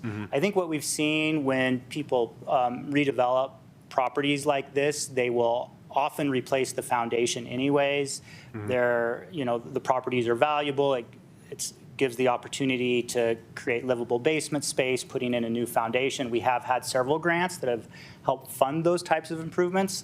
We don't know what would happen, but yes, a new owner would probably want to do some minimal work on grading and drainage around the foundation, and then potentially some more substantive foundation work. Okay. And then when the appraiser looks at the property, do they take into account some of these issues that might need to be addressed with the property going forward, or they just kind of say? The appraiser was provided a copy of the HSA and other documents related to the property. I think, appraisers have a methodology of looking at similar sales. So I don't know how much they would take into consideration a repair. I imagine if it was a repair or if the property was potentially not viable or unsafe, they would especially take that into consideration. Right, okay.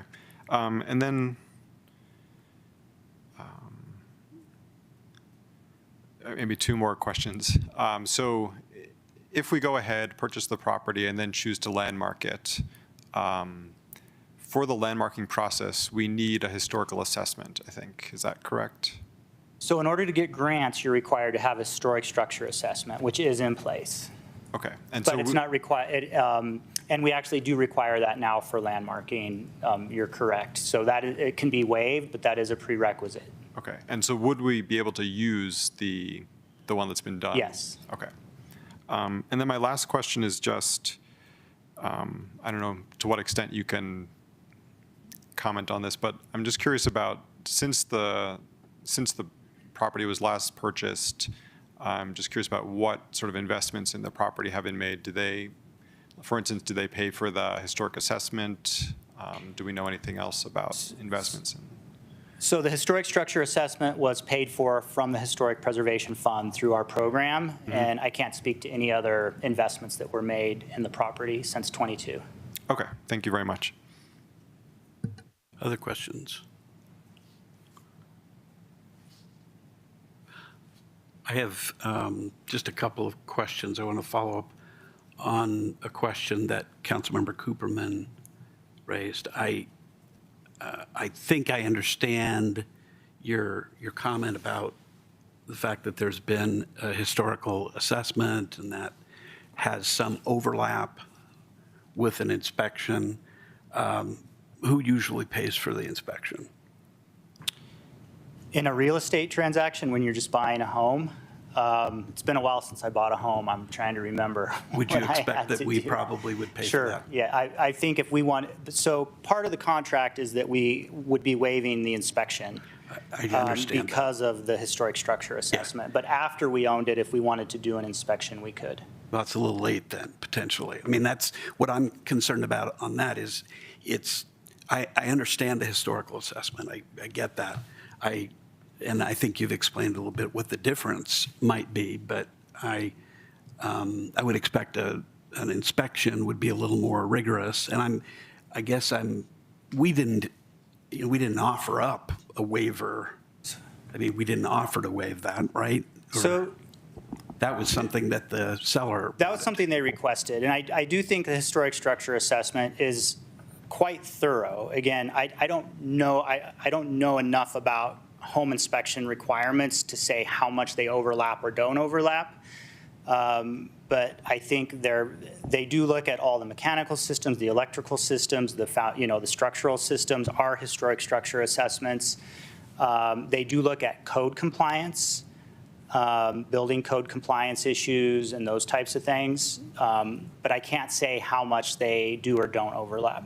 Yeah, and I appreciate that. I think my point might be, my question is, wouldn't it be good to preserve, not to agree to the waiver, preserve the right to, and if we realize or think later after we've investigated a little bit, if we want to do an inspection after learning that there are some material differences, then maintaining that? Yeah, so the waiver was requested by the owners for the inspection process. So if they're here this evening, that would be a question for them, I believe.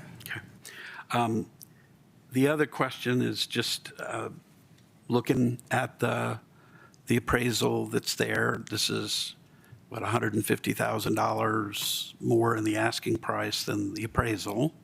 What, if you can say, what's the additional value of that might justify, if we were going to come down and say, gee, we shouldn't pay any more than the appraisal. And I'm not suggesting that. I just am throwing it out because I think people do ask that. Members of the public have asked that. What is that additional value that the city gets, that the people get for that difference? Yeah, I really can't monetize that value. Again, we asked the appraiser to do it, and that's their expertise. And, at least using their methodologies, they didn't feel like that was something they could do. I think we'd have to just look at the zoning bonus, the grants that are available, and recognize that might provide value. It might not. We don't know till the house goes on the market and we see what the offers are, honestly, to see what the delta is between our purchase price and what it might sell for. I appreciate that. Any other questions from council members? Councilmember Kern. Thank you. Director Zucchero, you mentioned that we have other requests of this fund already, and there is a possibility that the fund balance will not support the purchase price? No, I think even if the other grants go through at their full extent, and I mean, some of them are just conversations we've had with some numbers. Some of them are actual applications for some big potential grant requests. I just wanted to make sure as part of the financial analysis or the financial risk analysis that council was aware of that. We think it could go down to potentially around $1 million or a little under $1 million. Oh, okay. That was before resale of the property and those funds going back into the Historic Preservation Fund as well. Okay. And there are no legal concerns with us paying greater than the appraised value and using taxpayer funding for that? No, I think Rob has explained there are essential drawbacks to appraisals, and ultimately a property is worth what somebody is willing to pay for it, and the city certainly has an interest in its historic preservation, which makes this property in particular attractive. Okay. Thank you. Why don't we take some more public comment, or some public comment? I don't have any. No public comment? Okay. Let's take it back to council for discussion.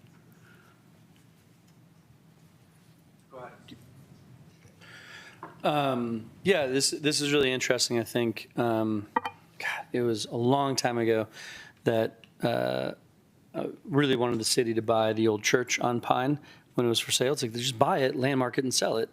So, this could be a terrible idea. It could go really wrong, and we could really lose hundreds of thousands of dollars because it's worthless after we landmark it. I don't think that's the case. Will it be worth more? I don't think that's the case.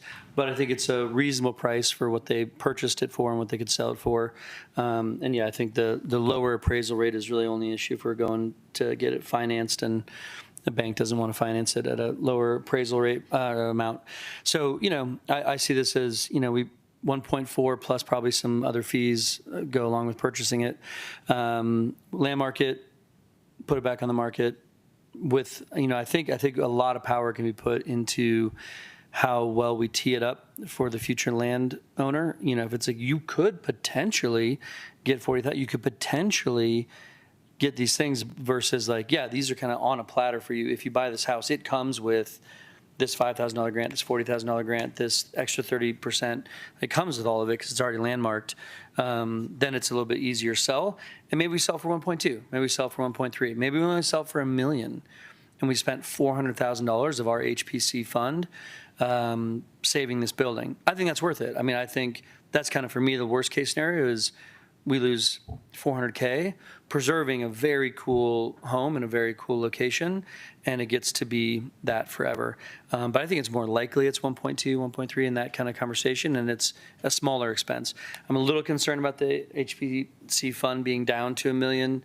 I hope it doesn't take us 2, 3, 4 years to get from purchase to sale. I hope we're able to do it in a faster turnaround so that the fund is, boosted back up. But generally, I think it's a creative solution.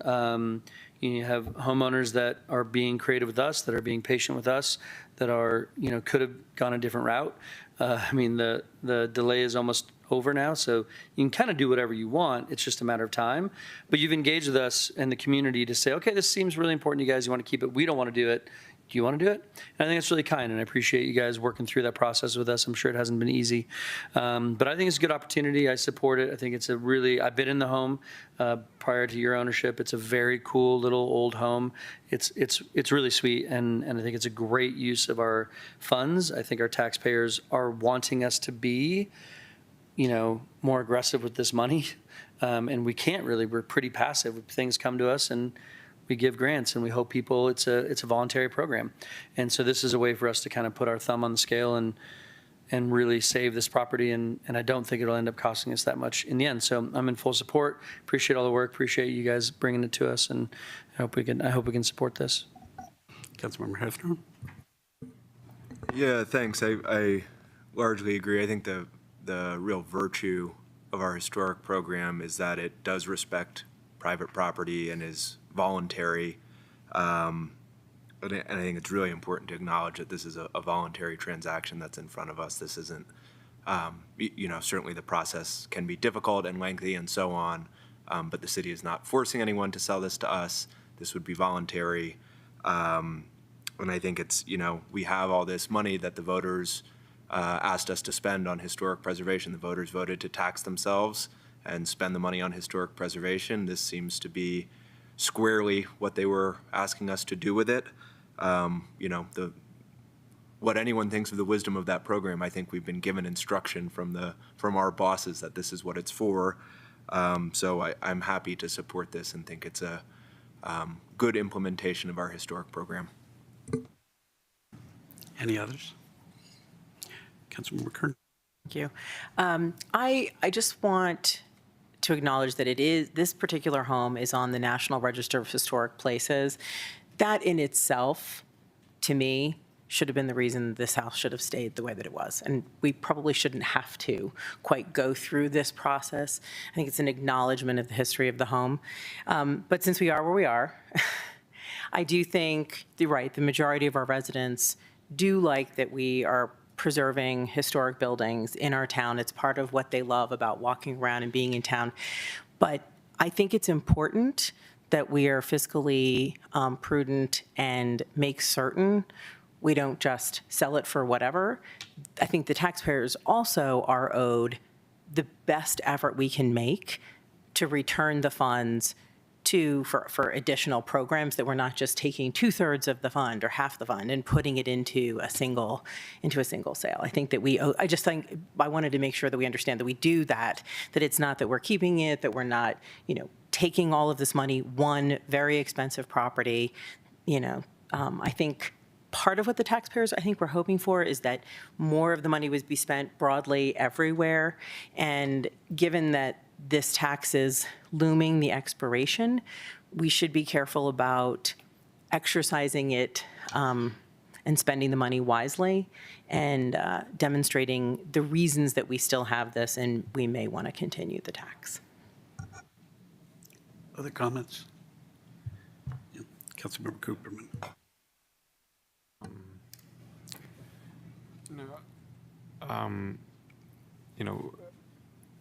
A while ago when this house came before a hearing of the Historical Preservation Commission, we got some correspondence about trying to preserve the house. At that time, I sort of learned, because I didn't fully know, that really, City Council couldn't really do anything, right? it's pretty much up to the Historical Preservation Commission to, decide, if they're going to grant demolition or stay demolition, and we don't really weigh in at all. And so, so what happened, right, was that a lot of residents showed up to those Historical Preservation Commission hearings, and they made it known, I guess, that they really wanted to see this house preserved. And I sort of just assume that, the reason that the current owners have even approached the city is because they got this feeling from the residents that this was a really valuable property and that they would like it preserved. And that's kind of the only reason that we're now at a point to have some say on this property. So I first of all, I sort of wanted to thank residents who came out and showed their interest in preserving this property. And I guess I also wanted to thank sort of the past city councils and historic preservation commissions for setting up sort of a process that did eventually allow it to come to us. So I guess my feeling is that, this house in particular, right, is a really special historic home in the city. And that's what our residents seem to have said, and that's also how I feel about it. Not just for its location, but also for the structure itself. And so I'm guess I'm feeling that I think it's probably the right thing to do is to, as staff has proposed, to purchase the property so that we can preserve it.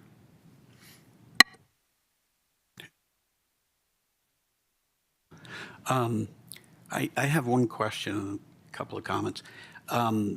Just to speak to Councilmember Kern's point, the National Register of Historic Places is a separate program. Does that provide any kind of, protection from demolition or anything like that? No, it doesn't. Okay. So, just resting on that would be not sufficient, wouldn't have been sufficient to prevent Try to get this. That's correct. They could have demolished the home once the stay had expired. Right. I think I appreciate all the comments, and I think it's a beautiful home and it's a historic home, and I think for the reasons that Councilmember Dickinson just described, I think that it's not a huge kind of risk here. I am concerned about trying to recoup the money for the Historic Preservation Fund because there are other uses for that money that the HPC undoubtedly will run into. So, but I think the plan is in place to do just what we're talking about doing. So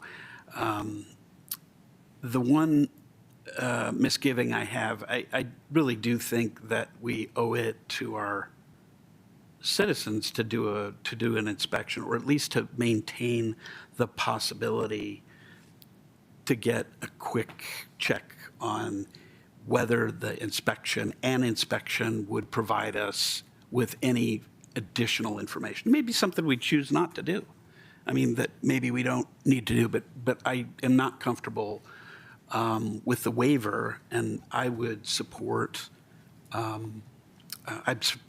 purchasing, I'm inclined to support purchasing the house, but not waiving the inspection. And I don't know whether that's something that other council members would approve of, but if there's a motion, I might make a friendly amendment. But yeah, Councilmember Dickinson.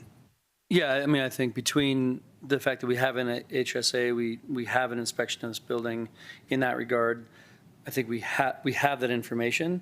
And so if the contract before us doesn't, has language in there that this sale is going through without inspection, from what I know about real estate is if you then go in and say, okay, actually, never mind, we are going to want to inspect, it's going to complicate the deal. and their stay is over on September something. So I don't know that we gain as much information in an inspection as we complicate the situation and potentially even lose it. I don't see the benefit. Generally, yes, like, oh my God, have you seen this place? Do you know what you're buying? I'd be really concerned, but I know that we've looked at it. There's been an assessment. We understand what is in front of us. So I don't think that's necessary, and I think it could complicate things unnecessarily. Councilmember Hamilton. I'm in agreement with Councilmember Dickinson. I mean, these assessments, in my own personal experience as well, are very detailed, very thorough in the sense that you're going to catch these structural issues. I don't know that, hiring a home inspector is going to reveal things that require as much dollar to fix as what's already been revealed in the HSA report. Any other comment? I'll just throw my agreement in. I think we know there's expensive foundation issues and probably all the other attendant issues one would find in a historic property. I think that's what we're all signing up for. Thanks. Anyone have a motion? Yeah, I will just go to the top. I move that we approve resolution number 55, series 2025, a resolution approving a purchase contract to buy and sell real estate at 1016 Main Street and authorizing the use of historic preservation funds for the purchase price. Second. Okay, any further discussion? Let's take, go ahead. Do we need to state anywhere that it will be for the resale? And so it refunds, the funds will then be put back into the Historic Preservation Fund? I do believe that's our intent, is for the resale. Yeah. And not to hold. Yeah, is it? The resolution is only addressing the purchase and sale contract. I think everyone has made clear tonight the intent, but there's no way to make the purchase and sale contract contingent on something that'll happen in the future. If that makes sense. Let me build on that for just a second. Is there a way to be a little more solid in expressing our intent, either not tonight maybe, but some other way, through a resolution or some such? Or do you think that what we've got on the record so far is enough? Are you asking about a resolution that you would consider in the future? We can talk about that, Okay. sure. Okay.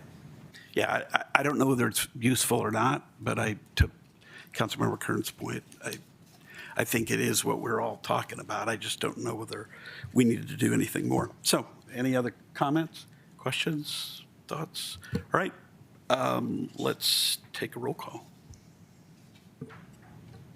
Councilmember Hamilton, Yes. Councilmember Cooperman, Yes. Mayor Pro Tem Dickinson, Yes.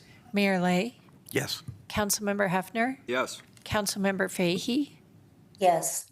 Councilmember Kern. Yes. Okay, motion passes. Congratulations. And congratulations to us, too. We own a house.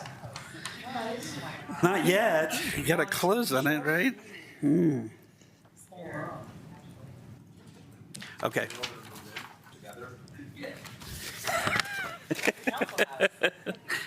On behalf of our citizens. Okay, the next one is item D.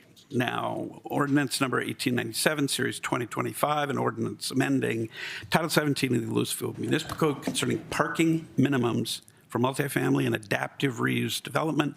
This is a second reading and public hearing. It's advertised on the City of Louisville website on June 16, 2025. This is a continuation of the public hearing that began on July 8th, 2025. So the public hearing is still open, and I don't get to use my gavel for that. And does the staff have a presentation? I do, yes. Thank you. Excuse me, Mayor, Councilors, Matt Post, Senior Planner on the Community Development Team. As the Mayor mentioned, this is a continuation from the second reading on July 8th to consider approval of Ordinance 1897, Series 2025, approval of an ordinance amending Title 17 of the LMC concerning parking minimums for multifamily and adaptive reuse development.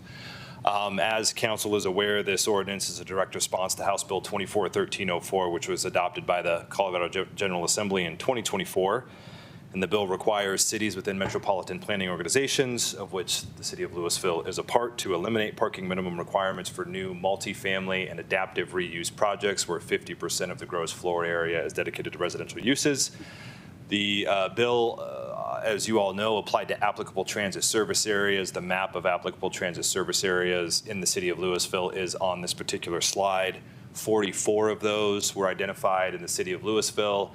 A quarter-mile buffer extends from those ATSAs, and that is where the bill requires the elimination of parking minimums for said uses. At the July 8th City Council meeting, the council requested consideration of a citywide elimination of parking minimums for multifamily and adaptive reuse projects where 50% of the gross floor area is dedicated to residential uses. The decision by council would essentially mirror what was in House Bill 241304, but obviously expand the applicability of the elimination of parking minimums citywide. The map that you see presented on the screen is a reflective of all zone districts where multifamily uses are permitted, where the elimination of parking minimums would now apply. So just for example purposes, I'll head back to that other map. You can see where it applied prior to the revision of the ordinance, quarter mile from the ATSAs. And again, this map is reflective of those zone districts. These zone districts represent areas where multifamily units are permitted by right, but the majority of the zoning districts that you see displayed are actually where multifamily units are permitted as special review uses, subject to additional review and limitations on overall lot area and dwelling units per lot, which we'll get into a bit further here. So nothing in the ordinance update would change regarding the local control that is afforded to jurisdictions by the House bill. We can still require parking when it's tied to affordable housing. We can still require bicycle parking. We can still require ADA and EV spaces when parking is voluntarily provided. Those same elements and provisions will now just apply citywide. Nothing in this ordinance update would restrict parking, again, from being voluntarily provided by a developer. Again, that also applies to applicable transit service areas.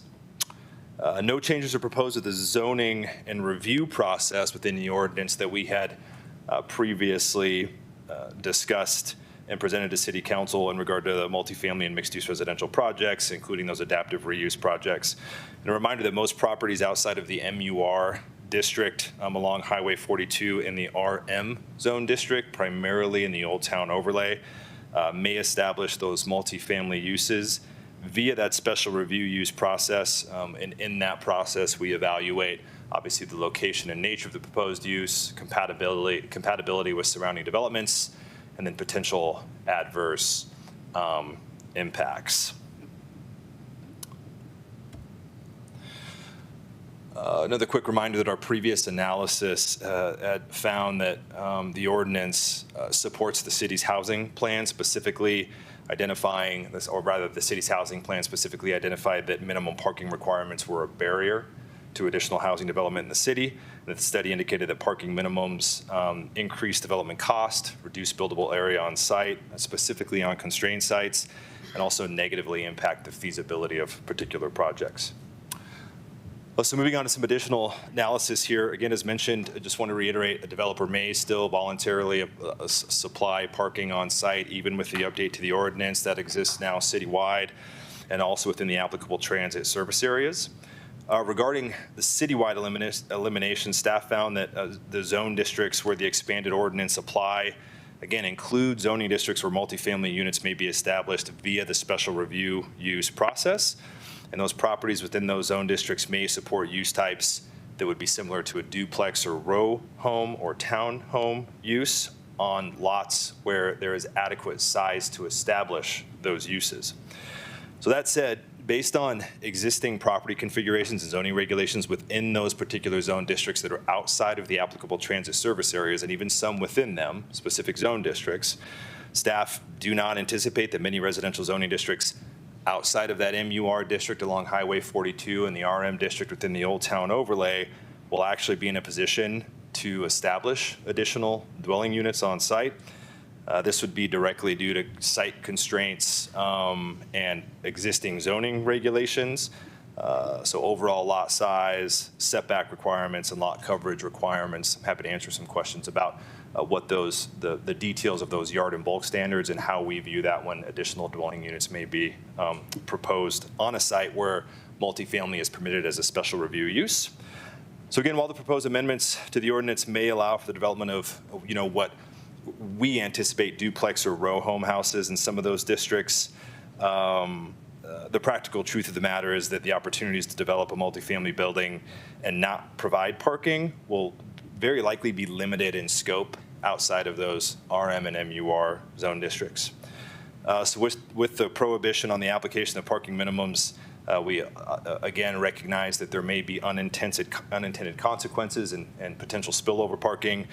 Obviously, we don't know to what extent that will impact our community, so we'll continue to monitor those impacts and potentially consider a policy response. So on to the ordinance amendment. We have removed all references to applicable transit service areas, which effectively eliminates parking minimums for multifamily uses citywide. We've removed a section in 1720 020 that specifically referenced multifamily parking requirements that we kept in initially to address areas outside of the ATSAs. We've decided to just completely remove that section so there's no confusion as the elimination applies citywide. And we've removed all references to residential parking standards in downtown Louisville, as the only residential use types in downtown are multifamily units permitted via special review uses. And with that, as you're all aware, the Planning Commission on May 8th reviewed this ordinance, recommended approval. Reviewed a previous version. The Planning Commission did not have the opportunity to review the amended ordinance that is before you tonight. And so staff continue to recommend approval of Ordinance 1897, Series 2025, approval of an ordinance amending Title 17 of the LMC concerning parking minimums for multifamily and adaptive reuse developments. And with that, happy to answer any questions. We're going to take public comment and then go to council questions. Do we have any requests for public comment? Okay, then we'll come back. Sorry, Sorry, there is one? Andy raised his hand. Yeah, okay.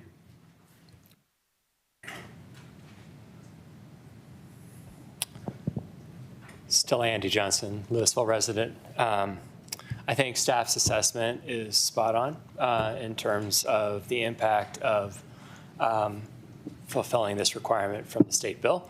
I think that the market is going to determine parking more than code ever could be effective. So I think in general, I am very much in support of this as an architect and resident.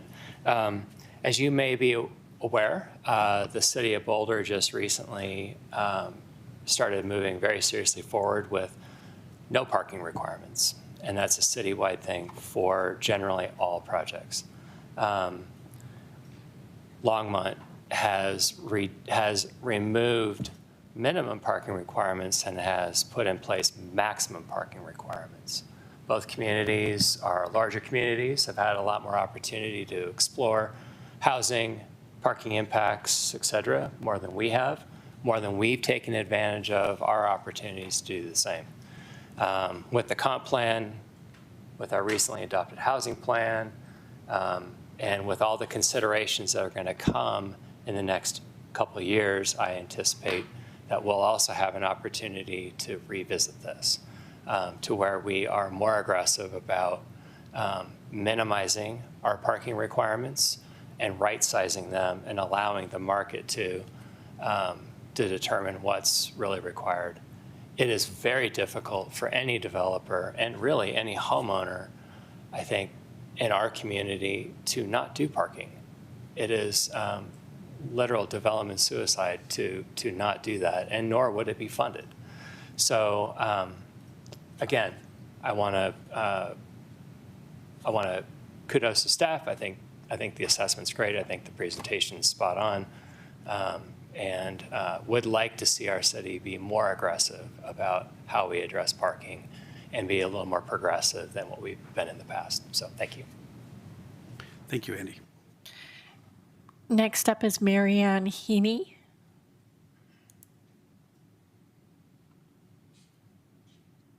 Hi, good evening. I just have a couple of comments. And apparently I'm the only person in my neighborhood that made the meeting tonight. People are pretty up in arms about the indication that cars will load up the street even more they are now and take parking places in front of houses and make them more difficult to get around. So I'd like just a consideration of that rather than just stating the consequences are going to happen and we're just going to monitor them. I think maybe something a little bit more proactive, like how many spots we actually have available. If you walk up and down the streets, I think you'll find 60 to 90% of the street is already taken by residents parking. So just something I think we need to consider. I also think that we should not ignore the sections in 24-1304 that allow for minimum parking requirements to be imposed when there's 20 or more developments or when there's going to be a severe negative impact. And I think that language needs to be in our ordinance to give us the ability at some point, if needed, to be able to say, parking is required. Thank you. Thank you, Marianne. Any others? All right. Let's come back to council discussion or council questions. Yeah, go ahead. Yeah, I think it was interesting discovering in the first pass, how much of our downtown area certainly and that whole transit corridor will be included, and then you're just talking about some other areas. I think the boogeyman that is in front of us, right, is someone's going to build a 10-story apartment complex with 0 parking spots. Like, oh wait, what did we do? Like we created a rule that you can put 1,000 units and no parking spots, and I think that is a fear that some people have, and maybe at a lower number, but just this idea of like we're allowing building to happen without it, providing the necessary parking it needs, and there's going to be greedy developers who just build out a lot without any parking of any kind, and I think that is a possibility, but it is such a small possibility, and as we've heard, and I understand from developers is you need someone to buy the thing that you're selling. And so if you don't provide that, that's going to be a problem. And so they're likely to right size it. And we've had in my time on council and even meetings I came to before I was on council, these builders being like, well, here are your 120 parking spots that we don't want, our residents don't want, and your city doesn't want. But here they are because we have to have them. And they're asking for less parking, not because of greed, but because it doesn't make sense. It's not the right build. So one email we got that is interesting to me, but I don't think is really about tonight. It's just a conversation to keep having is, okay, so if we're going to approve this kind of citywide, not in the transit corridors, what are we doing as city planners, if you will, to increase, biking and transit possibilities for people? So if you're going to decrease the number of parking spots and hopefully decrease the number of vehicles, are you at the same time increasing pedestrian pathways and bicycle pathways and things like that? That is not what we're dealing with tonight, so I don't want to muddy that too much, but I do want to honor that comment. And that, yes, I absolutely think that is the direction we've been giving generally for the last 20 years in Louisville, and hopefully the direction we'll keep giving for the next 20 years is what can we do to maximize mobility for people in other ways than their cars. And then the last thing I'll leave with is just that, my family has been a 1-car family for a long time, a 2-car family now. our oldest got her driver's license and decided to purchase a car that she'll take to college. So we're a 3-car family. And then we bought a new car and we're about to sell. We have 4 cars right now. It's crazy. And we didn't have to go to city council or to the planning department and say, hey, my house used to have 2, now it has 4. Do I need to sign a wait? What do I need to, like, we don't control how many cars people have, right? And soon we'll sell our minivan.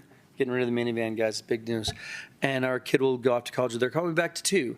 The fluctuation of cars, right, is something we don't police, we don't have policy around. This is about development, and we want development to be right-sized. And I think we have more work to do in our, as we say, like racist housing, policies and codes around lot size and lot coverage and number of dwellings per acre. There's more work to be done, but similar to the e-bike conversation, even though I'm the one creating this problem, I want to make sure that we're focused on just this. And I think this is reasonable. I think the boogeyman of big developments with no parking isn't real. And I fully support this citywide. And I'm glad, Dietrich, that you sort of, pushed on this 2 meetings ago and a meeting ago to bring it, because I think it's the right decision, and I'm happy to support it. Other council questions? Yes, Councilmember Hefner and Councilmember Cooperman.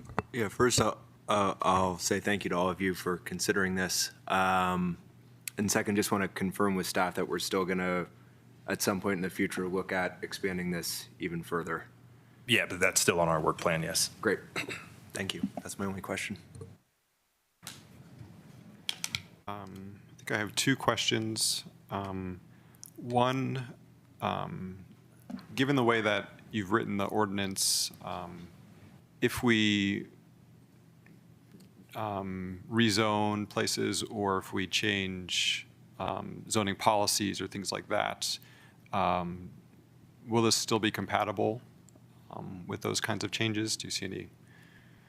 To answer your question, Counselor, if a property was rezoned to a zone district that permitted a multifamily use, this ordinance would effectively eliminate parking minimums for them, yes. Okay. Yes. Or, or if we eliminate it, or something was no longer special review, but by right or something like that, it would still be fine. Correct. Yep. Okay.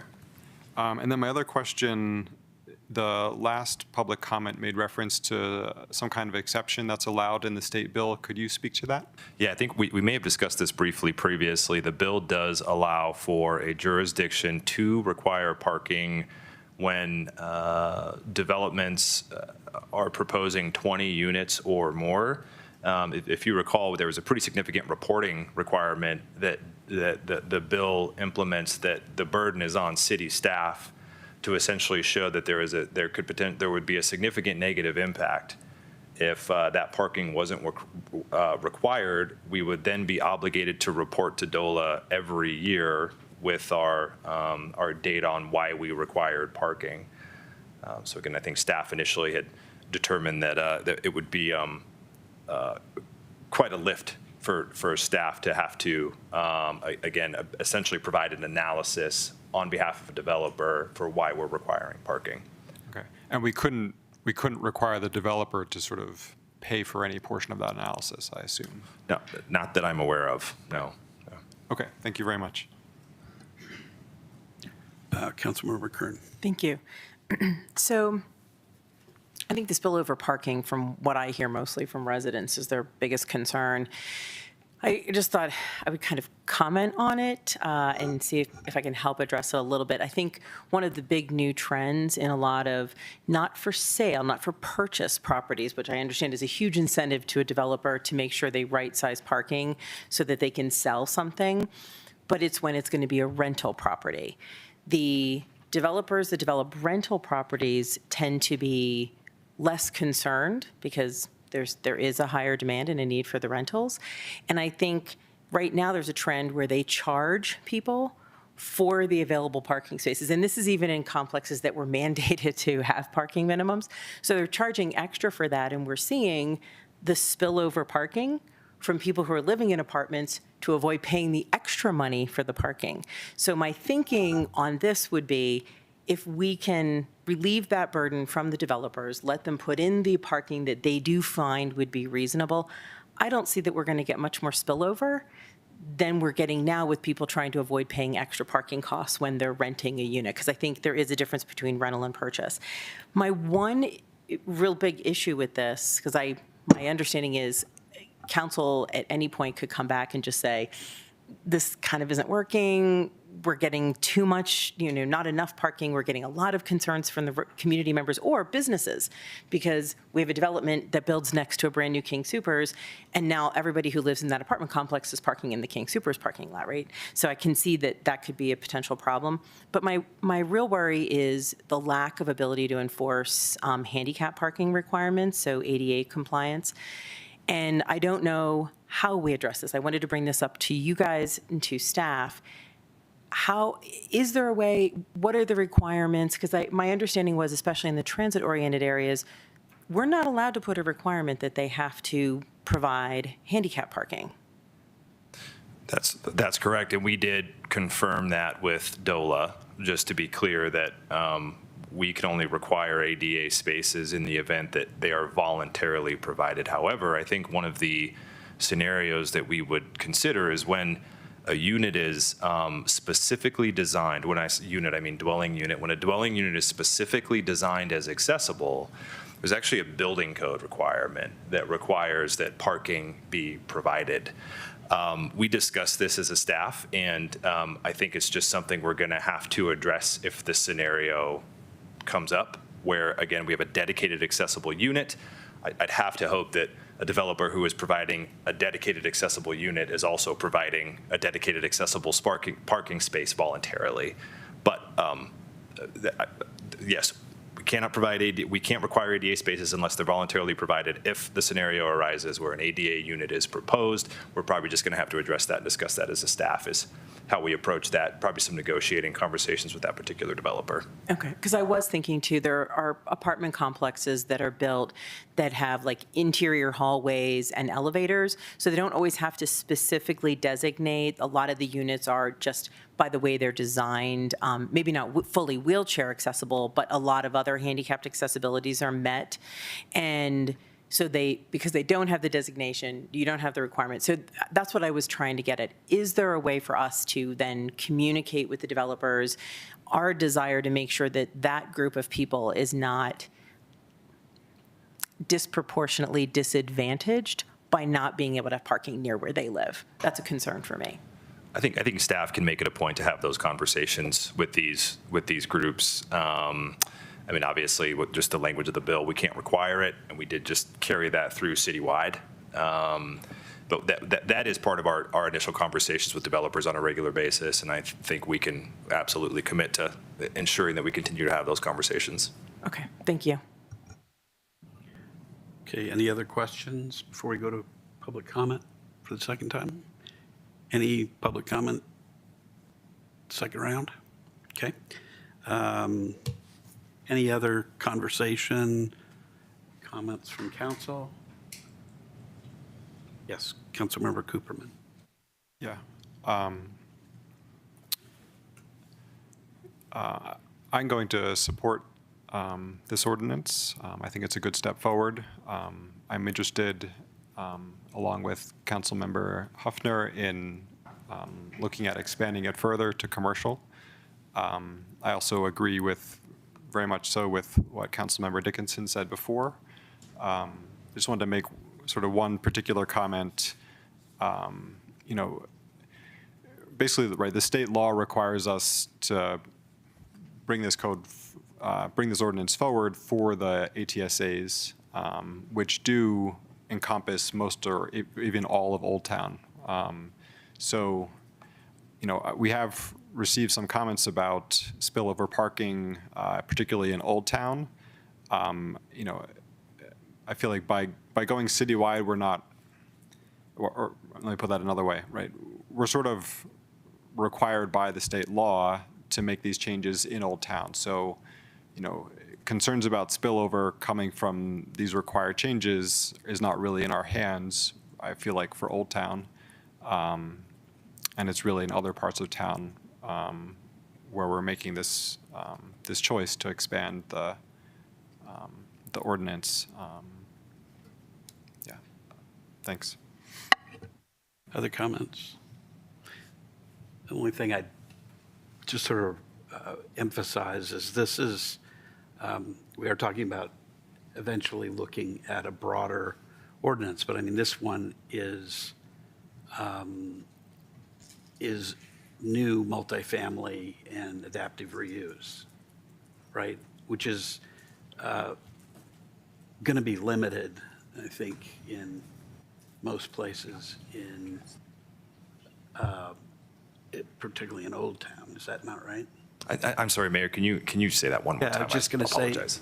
when it's a limited ordinance, I mean, we're talking about limiting it to new multifamily and adaptive reuse, right? That's correct. Multifamily adaptive reuse with 50% residential and mixed-use development, although with a residential component, although we can still require parking for the commercial component of those mixed-use buildings. Yes. Got it. Great. Can we get a motion?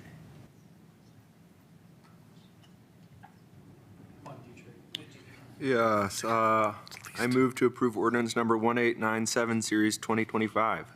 Second. Any further discussion? All right, then let's take a roll call vote. Councilmember Cooperman, Yes. Councilmember Hefner, Yes. Councilmember Fahy, Yes. Mayor Pro Tem Dickinson, Yes.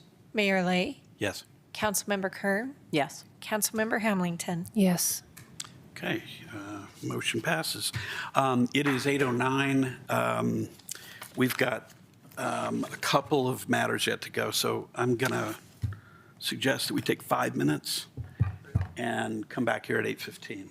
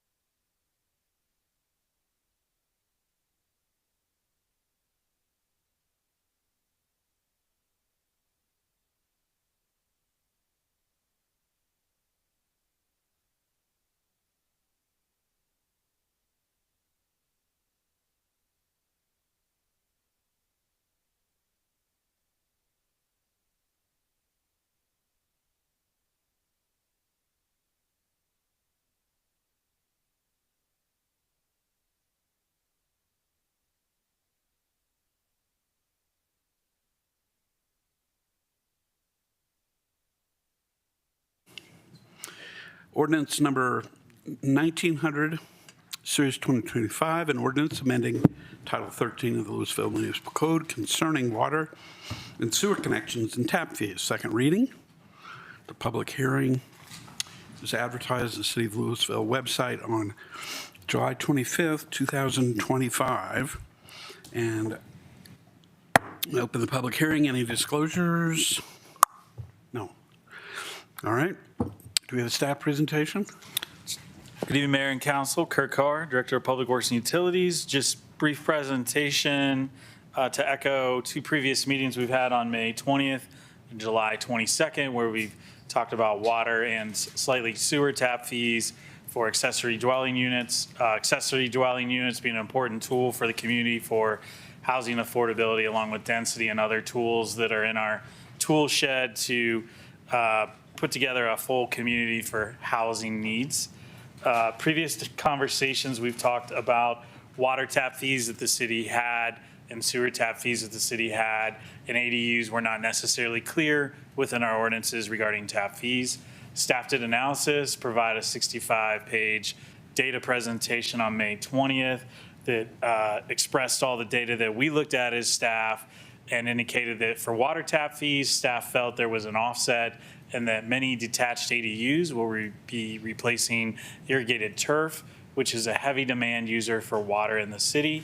And there was an offset in there that allowed the city to responsibly and defensively say that we could charge a zero tap fee for ADUs in general. On the wastewater tap fee side, we've done analysis roughly about 12 years ago to look at multifamily wastewater usage and single-family wastewater usage. And we really found when we broke it down to the number of people that lived in each of those types of dwelling units and the gallons that those dwelling units use over the course of a year, that there's really a 1-to-1 ratio that came out, and that makes sense. Like how you live your day is roughly the same as how I live my day for basic human functioning. And so a person is going to generally use the same amount of wastewater, whether they're living in a single family home or an apartment or an accessory dwelling unit. For those reasons, we felt that dwelling units are adding or have the capability to add population to the community. Population and occupancy rates do go up and down, whether it's single family homes, apartments, or accessory dwelling units. All those things being similar, the analysis 12 years ago summarized that roughly multifamily type dwelling units are 80% usage of single family dwelling units, just because of the smaller nature of them. So that 80% tap fee range for wastewater has been around over time. And this ordinance, in addition to clarifying the water tap fee being zero, is just making the ADU language clear and consistent with the other multifamily 80% charges. It's not necessarily a new charge, it's just new language aligning with previous language. And so just summarizing today, the ordinance before you allows and makes it clear that, I don't know, is that me? Okay. Is that what you guys are thinking right now? This would, no? Okay.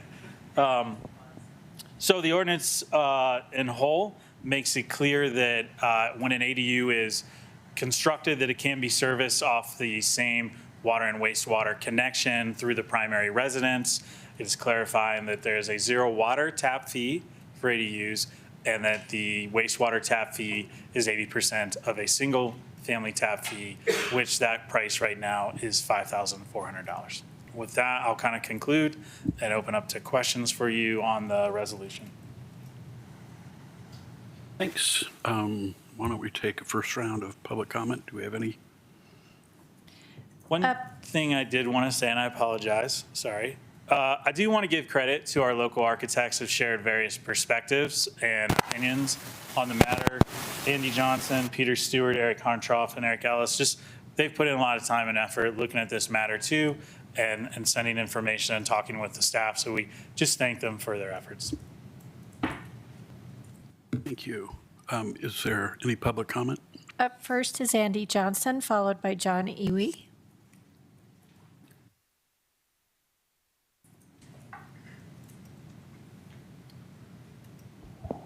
Evening again. Andy Johnson, Louisville resident. I promise this is my last one. Thank you, Director Cower, for the shout out. I am part of the architect group that has been vocal about ADUs. Our goal is to provide the strongest ADU ordinance that we can have in our town. I don't think I have a lot more to add than what we've already provided. I do want to mention that a letter did go out on Monday by Peter Stewart, part of the group. I may have missed it, but I don't believe our previous public comment was part of the packet. So we wanted just to make sure that we reiterated our point that we are not in favor of utility fees and have had the opportunity to talk to staff about the positions that they have, the research that they've done, the understandings that we have about ADU possibly contributing to a burden on the city. The only thing I will add is that I do think that we are looking at ADUs as a worst case scenario, and I don't feel like it completely takes into account the diversity of uses that ADUs will have. These are not strictly multi-family units. And I think that that's the distinction that we take, we have issues with, in that they just simply aren't the same. Otherwise, we'd be talking about duplex zoning, and we're not. ADUs are completely different. They are accessory to a primary unit. They are not an independent unit. Other than that, we definitely appreciate the work that staff has done on this. We appreciate your contributions to making the ADU ordinance stronger. We very much would like you to consider no utility fees for ADUs. So thank you. Thank you, Andy. Next up is John Ewey, followed by Peter Stewart. So I would like to reiterate what Andy just said, but I would like to add some context. We just rebuilt our house that burned down during the Marshall Fire. And so I'm familiar with what it costs to build a house. In our rebuild, we didn't have the option to put in an ADU.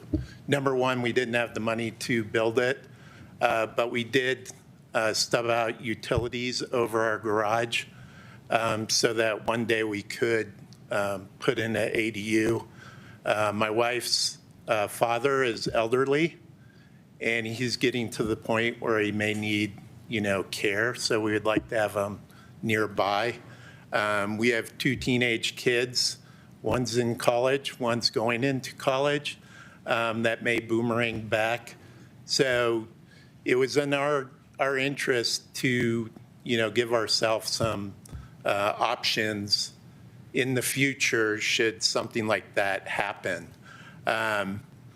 So, just from a purely practical matter, I did the calculations today. Even though they waived the tap fee, we would have to upsize our meter. And so we're looking at probably $25,000 for that. You add on that sewer fee, and before we even do anything to the ADU, we're already $30,000 into this. And we're thinking, the area above the garage is finished, but we're probably going to spend 50 grand at least to convert that to an ADU. And, the problem, we're in an area where the tap sizes are 3/4 inch. You get to Old Town where they're maybe 5/8 inch, and pretty much every single one of those, if they want to put an ADU, they're going to have to upsize their tap size. So, just from a purely financial standpoint, we're looking at, $100,000 to $100,000+ to put in an ADU. And I think a lot of people are going to look at that and say, I can't afford that. I know right now we can't afford that. So anything that you can do to, lower the cost and, make it easier for people to put in an ADU, I think the more ADUs we're going to see. And I think it's a great idea. I'm glad the council has adopted the ADU ordinance, and I would like to see, a good part of the city convert to that. But right now, the cost is just too much. Thank you. Thank you, John.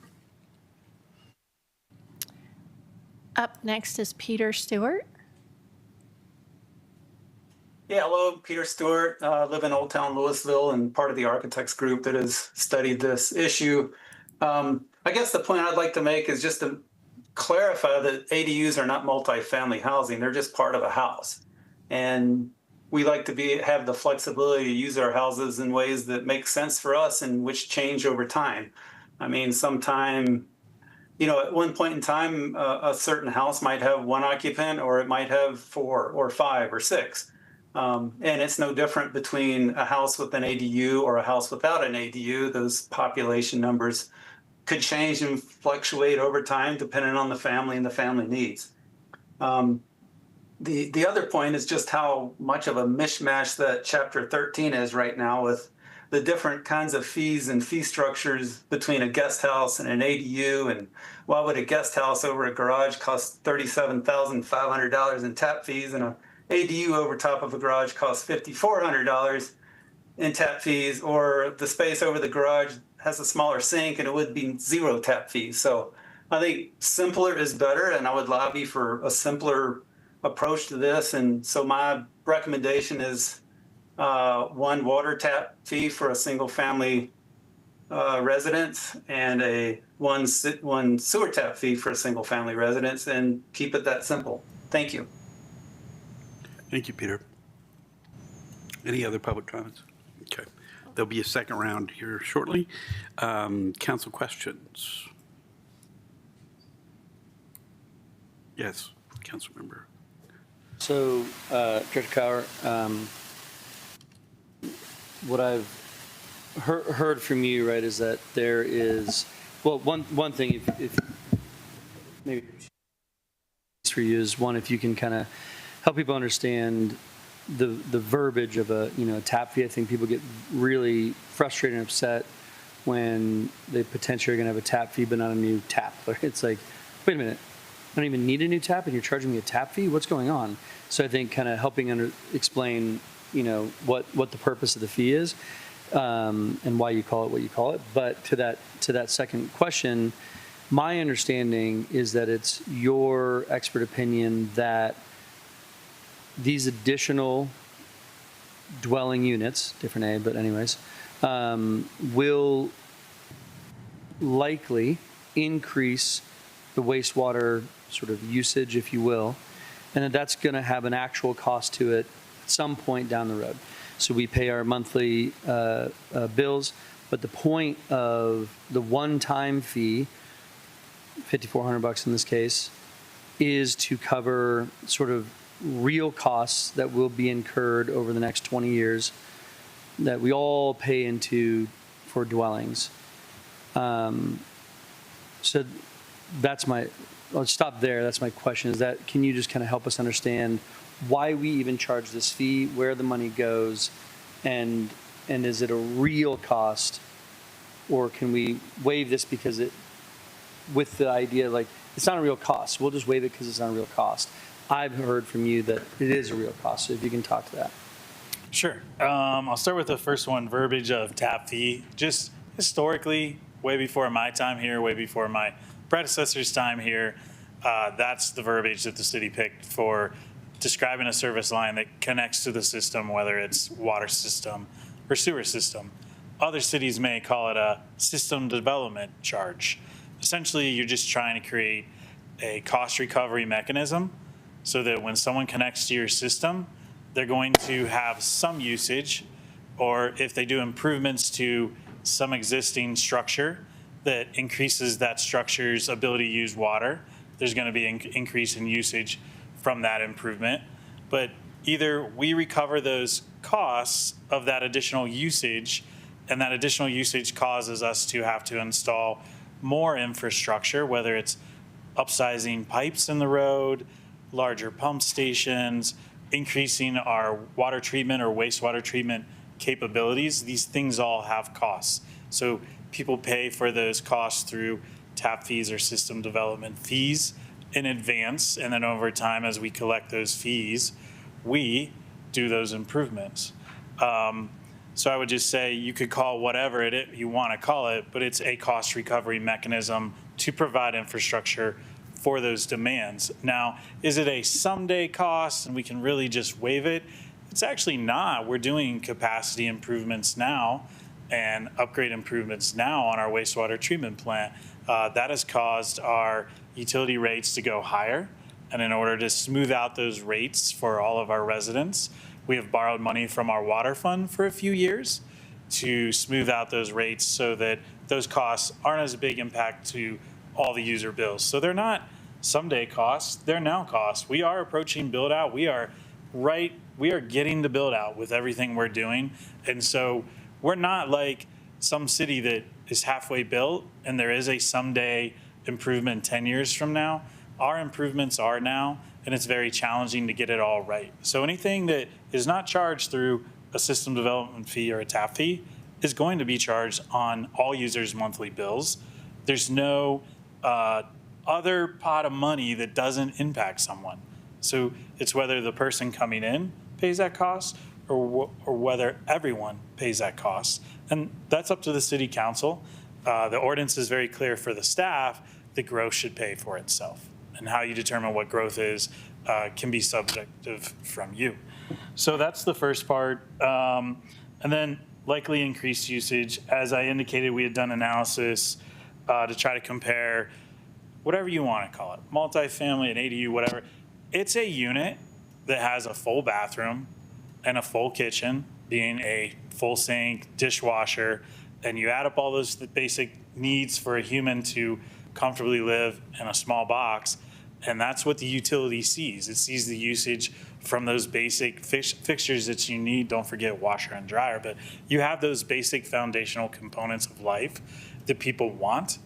And so we look at that as a studio apartment, 1-bedroom or 2-bedroom apartment, or an ADU, or, you can get into the dynamics of a guest house, but guest houses also come with their own restrictions. A guest house should not have cooking facilities, and it should not have any commercial abilities. So if someone wants to do a guest house and not have much usage in it, there's nuances there, and that can feel like confusing, but those nuances come from our Chapter 17 code of how we describe the different facilities that people use within the city.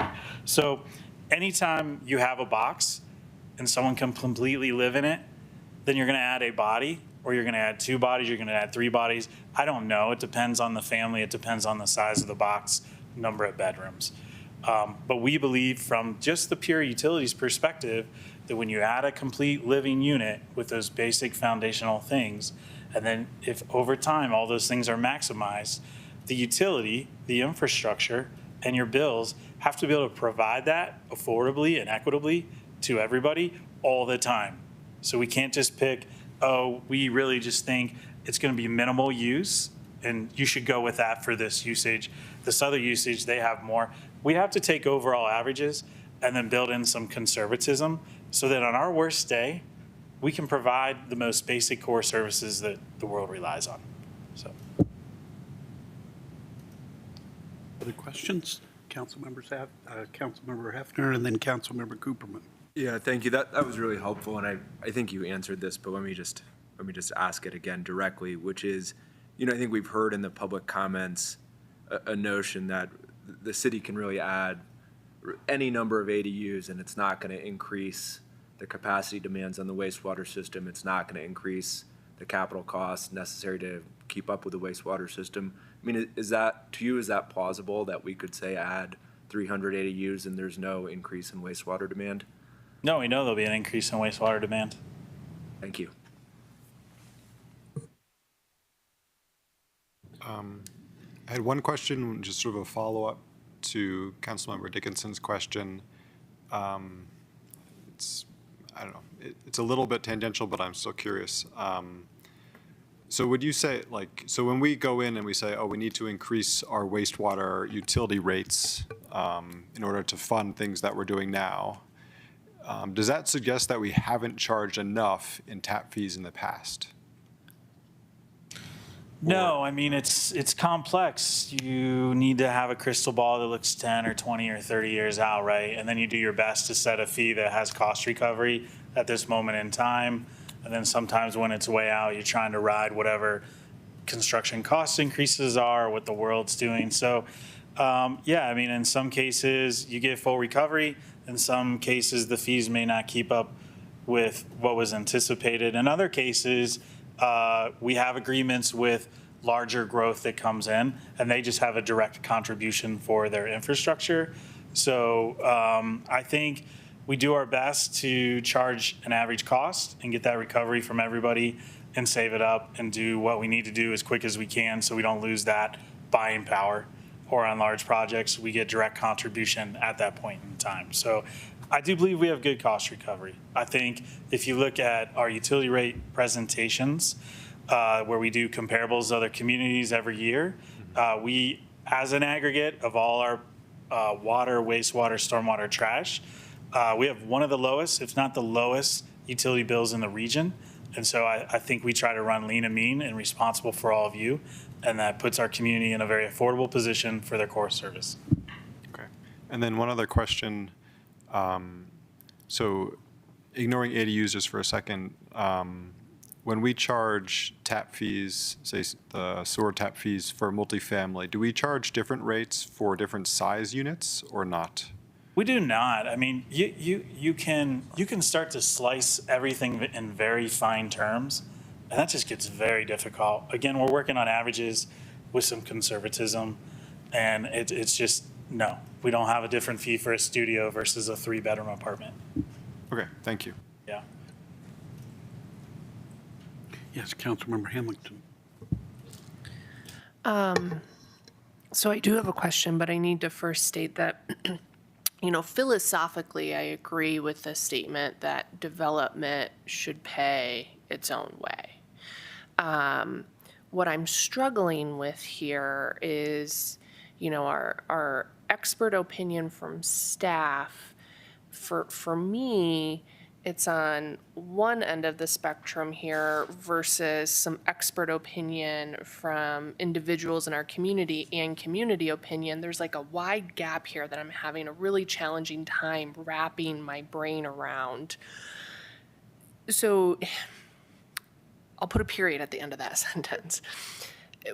There's a particular chart here in the packet that talks about different municipalities, their water fee, their wastewater fee, and there's a number of them that talk about fee if the ADU triggers a tap size increase. Can you help us understand why, in your expert opinion, that's not the best option for Louisville within this ADU conversation? Yeah, I think the best example is, so first off, yeah, you're going to get a lot of expert opinions on how to best run a utility or how to best create complete housing. And like many things in a city, there's a lot of competing interests. So they could be and are opposite ends of that spectrum. And that's the challenge you have all, is to strike that middle ground. So we're trying to be, ultimately, you trust us with millions of dollars from your bills every month, and we take that seriously, and we work conservatively with that. And so you have the ability as council to be less conservative than the staff. I'll just say that in your decision-making tonight. As far as how other cities charge, I think it was John? Yeah. John just gave a great example of the question you asked. He described he's got a family, kids may boomerang, would love to have an ADU for them. When he did his calcs, he's got to go from, I think he said 3/4 to 1 inch, and that upcharge cost for the water was going to be $20,000, that's rough numbers. So that was our previous existing fee setup, or that is our current prior to this ordinance, if it's approved, is you had to upsize. So that's in that chart of what all the other communities do is if you hit a certain threshold, you go to a bigger tap size, and then depending on what their base fees are, it's going to be $10, $20, $30, $40, $50,000 to do that upsize. What we have said is we do want to simplify. We want to minimize what we call fixture anxiety when you add up all the faucets and toilets and whatever, and you try to keep it to a certain number so you don't trigger an upsize. We want to remove that, and we are removing that through this ordinance that's under consideration. And what we are saying on the water side is we'll just simplify to like, yeah, your parcel, you can build a primary residence, and then you can build a detached or a attached ADU. And we're not going to charge you for that, and you don't have to worry about the upsize cost. So you just heard a description from actually one of our users of his challenge under that upsize condition. And tonight, we're proposing to simplify and take that problem away. We're still proposing the wastewater fee. That doesn't have anything to do with the upsize. It's just a flat fee for that extra structure. This says there's going to be extra bodies there that could, over time, if everybody maximizes everything in the city, not could, will increase wastewater usage, which, if there's popular uptake, will be costs that could become significant. We don't know, but we have put a trial period of 5 years on this discussion to evaluate ADUs that come in and get constructed, track that address, and then see what we learn over 5 years. And can I ask one more question? Sorry. So the other part of this that I'm struggling with is the 80% number for the multifamily unit. Were there any other scenarios considered by staff where if you would, instead of 80%, maybe it's 50%, or like pick your number, what that impact would be on your ability to continue to provide high quality services for our community? I mean, for equitable cost recovery, we make decisions based off data. So the data in 2013 that had you and I as a one-to-one, if you go to the bathroom, I go to the bathroom, similar wastewater, that one-to-one carries through.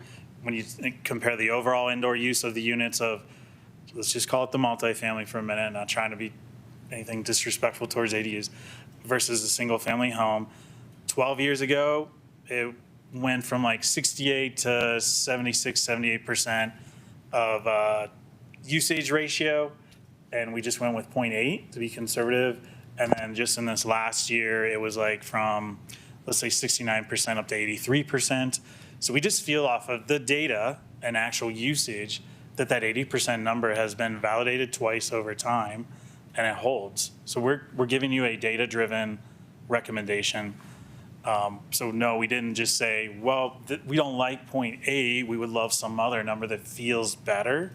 Like, we just don't have data to support that. If you want to get into subjective matters of, well, it'll just be for boomerang kids, so they're just here in the summer, or it's just our parents that come for a few months at a time, or they're visiting. We can't as the utility dive into those matters and be speculative with your money on how to be used. We just know we're out in a box. It's got foundational principles that provide a complete living unit. We have to charge for it. That's all for now. Thank you. Anyone else for right now? Okay, why don't we take, second round of public comment. Do we have anybody? I think we do. Yeah, I would just like to respond to a couple things. He's comparing it to a multifamily unit, but multifamily units, can come in a 3-bedroom, 2-bedroom, 1-bedroom. So in the case of a 3-bedroom, yeah, you're probably at 80% of what a single family is. But in my case, I'm looking at a efficiency apartment, and there's no way that, 1 or 2 people living there is going to use 80% of what our main house is, where we have 4 people living in it. So that's one point. The second point is that we pay for our usage of water. And so if you use more water, which goes into the sewer, you're paying more.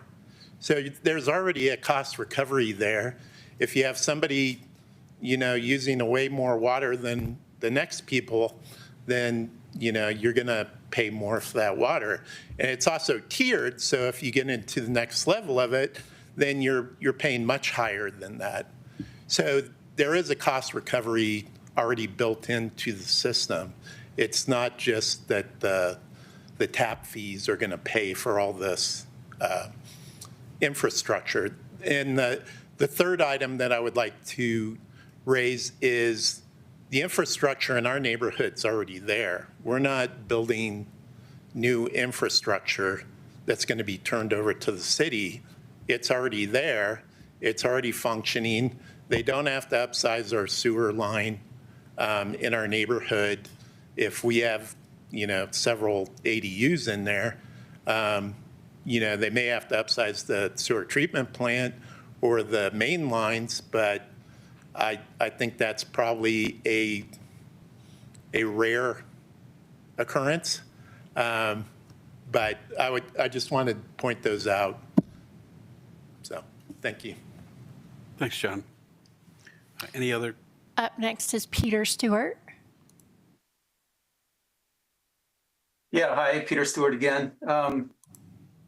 Yeah, I mean, when you talk about data and predicting the future, I know that's a challenge. But what the data does show, and it was from that's in the packet, and the study from Boulder on Boulder's ADUs, and it showed that 50% of the ADUs were for personal extra space, and 50% were leased or rented out.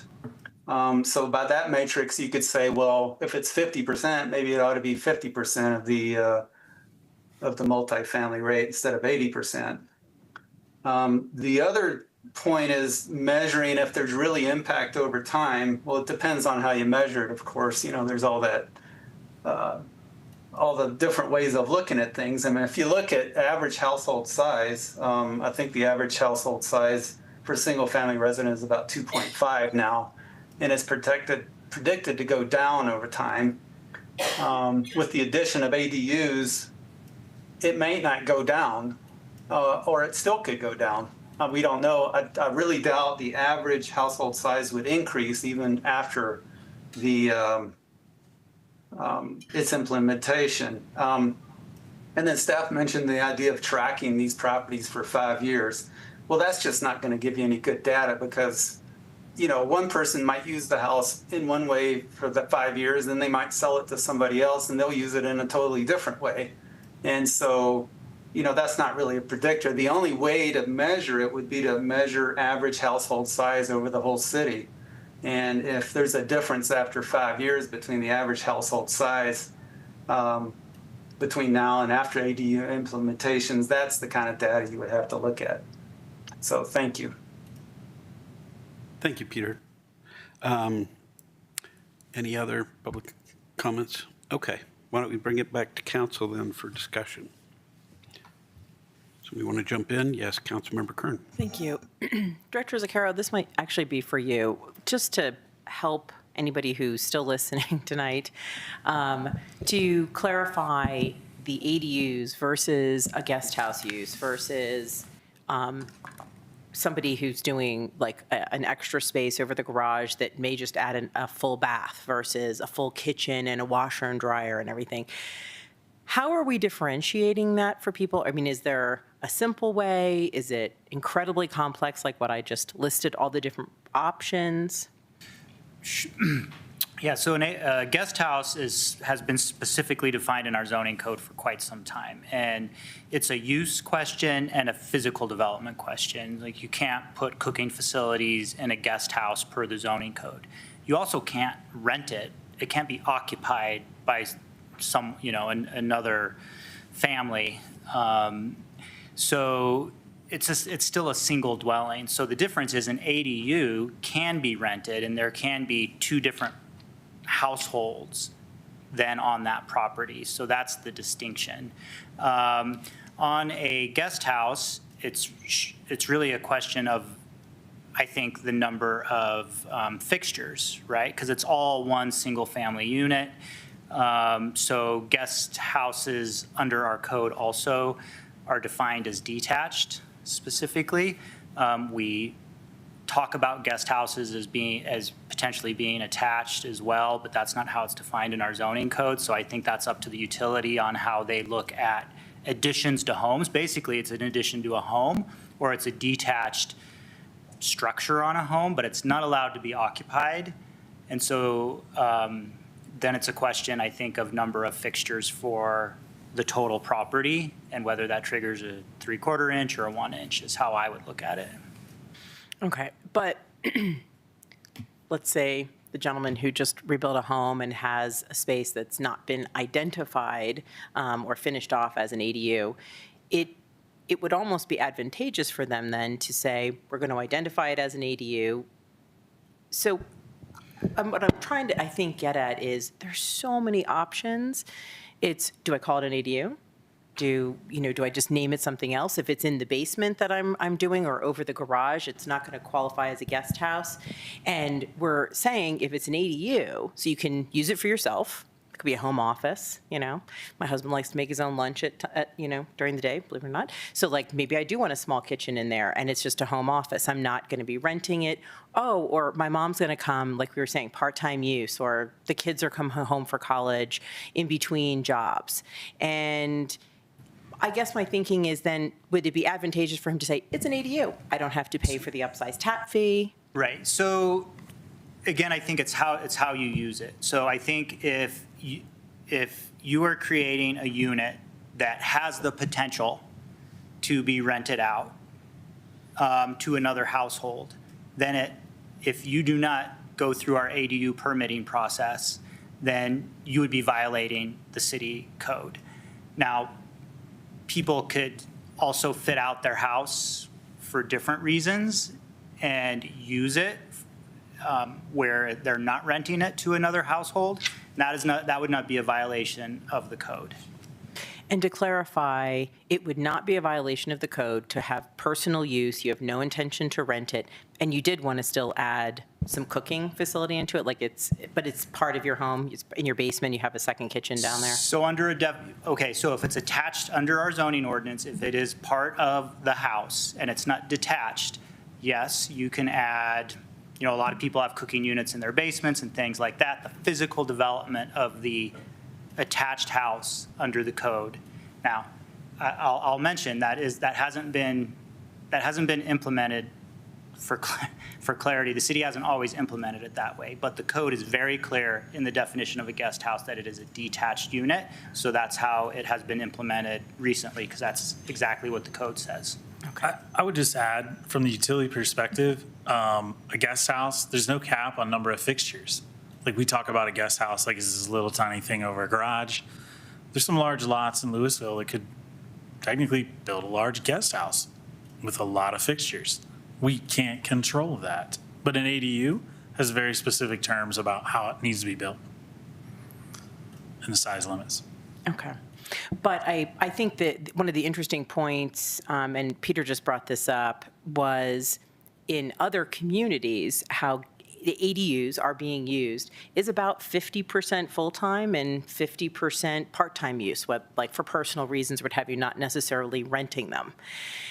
And so I think using the 80% number seems high to me, when on average, by just going by surrounding communities that are doing more of this, I think 50% would probably be a more equitable price point. It would still allow for the wastewater fund to not be depleted, because after having just gone through this, that came through the city, through finance committee, we were concerned about it. The wastewater fund was actually being depleted. We've moved resources. And just for clarity, if that becomes too low, I'll ask you, this is a question, and we need to fund it because we did not charge for these new ADUs and they added to the system, you will then need to increase the wastewater charge for every household that has a utility bill within the city limits, correct? Every household, yes. And that would mean some of our lower income families in parts of our community would see an increase in their wastewater utility bill if we don't make sure that the reserves are there by at least charging something for the ADU development. Absolutely. Okay. So this is where I kind of come back to, I like the idea that there is a contribution to the fund, that it helps long-term improvements, but I think that asking for 80%, when I don't think citywide that's how it'll be utilized, that's part of like our discussion to base it on some of the statistical data. And it could be changed in the future, is that correct? Like, let's say, like you're doing a survey for 5 years, we find out, oh, we really kind of messed up. You know, these need to be more. 50% isn't enough. It needs to be 80% of a multifamily. We could increase it at that point in time. Correct. We could bring in an ordinance forward for council at any point in time with any type of adjustments the council would like us to look at. Thank you. Councilmember Dickinson. Thanks. Yeah, I mean, I think it's super complicated, right? We've kind of talked about these things, and apologize for the anecdotes, but you know, we have an exchange student coming to live with us. They get here on Friday. Right, so we're adding a human to our home, and there's no, again, we're not policing that. We're not talking about what that means for what I pay the city. Now, in usage, maybe, right? But we don't have to go back and say, oh, you have 6 people living there? And then when he moves back to France and my daughter goes to college, I don't get a discount. I don't get money back. We're not going to go, you know, do research 5 years from now and find out if our sewer tap fees were accurate for all people and then give rebates back.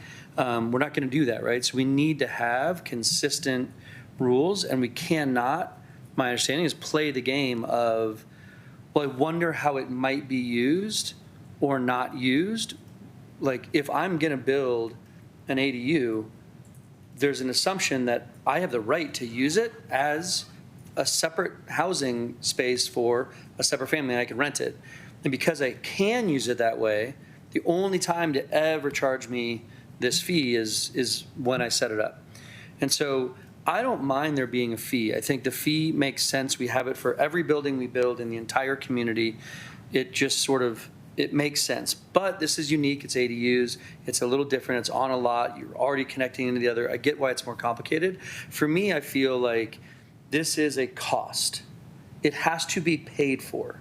The question for me to this body is, should the homeowner that's building the ADU pay the whole amount, even 100%? Should they pay 80%? Should they pay 50%? Should they pay nothing? If they pay less than what we think they're going to cost us, who pays for it? So do we spread it out among every single resident's utilities? That would work. Or do we do a grant program where we're going to, from the general fund, give rebates for sewer tap fees for ADUs, where we're going to use our general fund for that? That's still the taxpayers' money. That's their money. Guys, we got to end. My alarm's going off. That's still their money. So the question is, should the person who's building it pay for it? Should all the residents pay for it through utilities? Or should all the residents pay for it through their general fund? But it's going to have to be paid for. And so if we agree it's a real cost that someday is going to be paid for, it's just who's paying for it. And I'm actually okay with saying ADUs are a public benefit to the community as a whole, that our community wants more affordable housing, and ADUs are one way we get that, with both a smaller unit that's affordable and income for the larger home, which makes their housing more affordable. So it's a two-sided affordability. It brings new people to our community that are going to shop and bring revenue in that way. And it is a public benefit that we have ADUs, and then we support them and encourage them. So we are willing to say, every resident in Louisville, you're going to have a little increase in your wastewater bills over the next 10 years, because that's what we want to do. We want ADUs. Or we say, yeah, thanks for providing it, but you have to pay for it because it's going to cost something. Or like I said, we go a different route through a grant program. But for me, it's a cost that has to be paid for. And so what I'm not doing is saying this is an unreasonable cost. It shouldn't be put on anyone. I believe it's real. I believe we'll have to pay for it. And I'm okay with the political statement of saying, I want the entire community of Louisville to pay for ADU wastewater. And then we say, yeah, we're waiving the tap fee, but not because it doesn't exist and not because it doesn't cost money, but because we're going to take that burden on. But then we have to own that 3 years from now, 4 years from now, when Kurt's come back and saying, we got another hike, we got another hike, we got another hike. And like, why? Well, we've got 300 new ADUs and a lot more use, and it costs money. And we're not charging them, so yeah, we're going to have to pay more. So I think we just have to own that decision one way or another. And what I don't hear from Kurt is it's got to be this way, that way, or the other. But just know we're going to have financial issues if we don't collect this money. So the last thing I'll say, and I'll be done, is I don't think we're not talking millions and millions of dollars. If we have 50 new ADUs in 2026, 50 new ADU permits, I think that would be pretty substantial in 1 year. You're talking about maybe 250K one-time fees, right? So, and I don't know what that would be in an increased utility, but these are small. It's a $5,000, not $40,000. It's spread among everyone, not that much on their utility bill, or $250,000 against our general fund. These aren't millions and millions of dollars. This is hundreds of thousands of dollars. So I'm comfortable kind of any route we go. I just want to put all that out there for myself that, like, I think it's a real fee. It's got to be paid for. Who do we think should pay for it? Just a sec. Let me, Councilmember Hefner, I'll come back. Yeah, I'm going to agree with the framing of the issues as a who pays question, and do we have the household that's essentially causing the cost or likely causing the cost pay, or we socialize it. I hear what the Mayor Pro Tem is saying about there may be a case for socializing it. I'm not sure utility rates are the place to put that policy. I think when we start trying to make policy through utility rates, things get confusing quickly, and they're confusing enough to begin with. So for that reason primarily, I think I would stick to keep it simple. Let's try and recover our costs from, approximately, and recognizing it is approximate and based on averages, approximately the households that are causing the costs. Thank you. So to kind of build on that, I think, we went ahead and did a set aside for housing, and it did come from the general fund. It is taxpayer funded, but it was to encourage housing. And we've talked about some of the ideas around using that to incentivize some lower cost housing coming into the community is to help with some offset, some like permit fees or impact fees or tap fees for the construction of more like attainable or affordable housing. So since we have that fund set up, this could be something that, if just an idea to build off on, right? We do actually have a dedicated area. We could essentially cover what the city, the staff feels it will cost for the wastewater fund, like how much we need to put into it.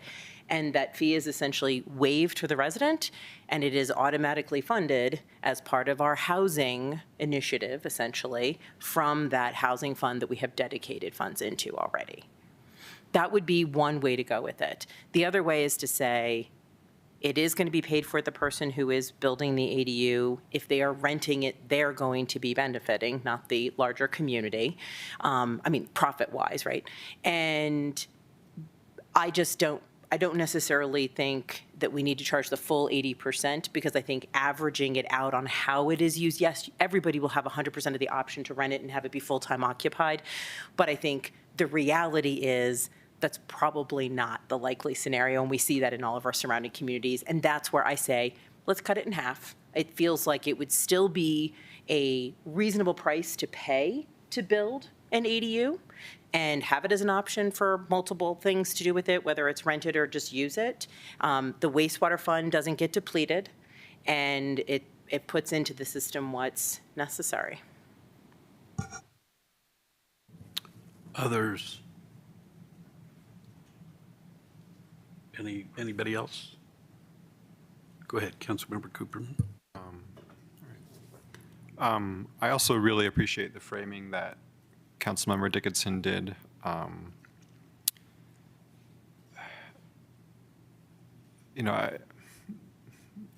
think we could carry that further. Like, we could go back to the water fees, right? Where, I think what staff is basically saying is that, because of the offsetting by having a lot of ADUs put over irrigated turf, right?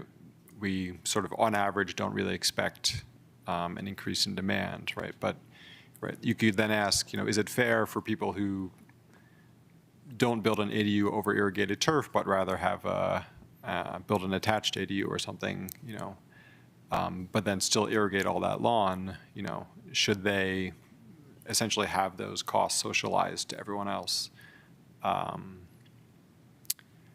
So I don't know. I guess in this particular case,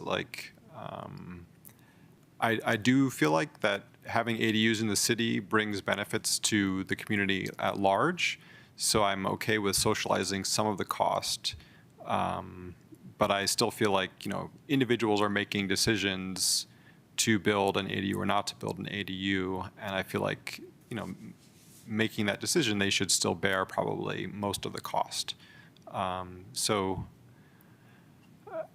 I don't know, I don't know if we'd want to look at something more fine-grained in our ordinances about exactly how you build your ADU. But at least for the wastewater fees, I'd be willing to consider going a little bit below the 80%. I'd also entertain something more complicated.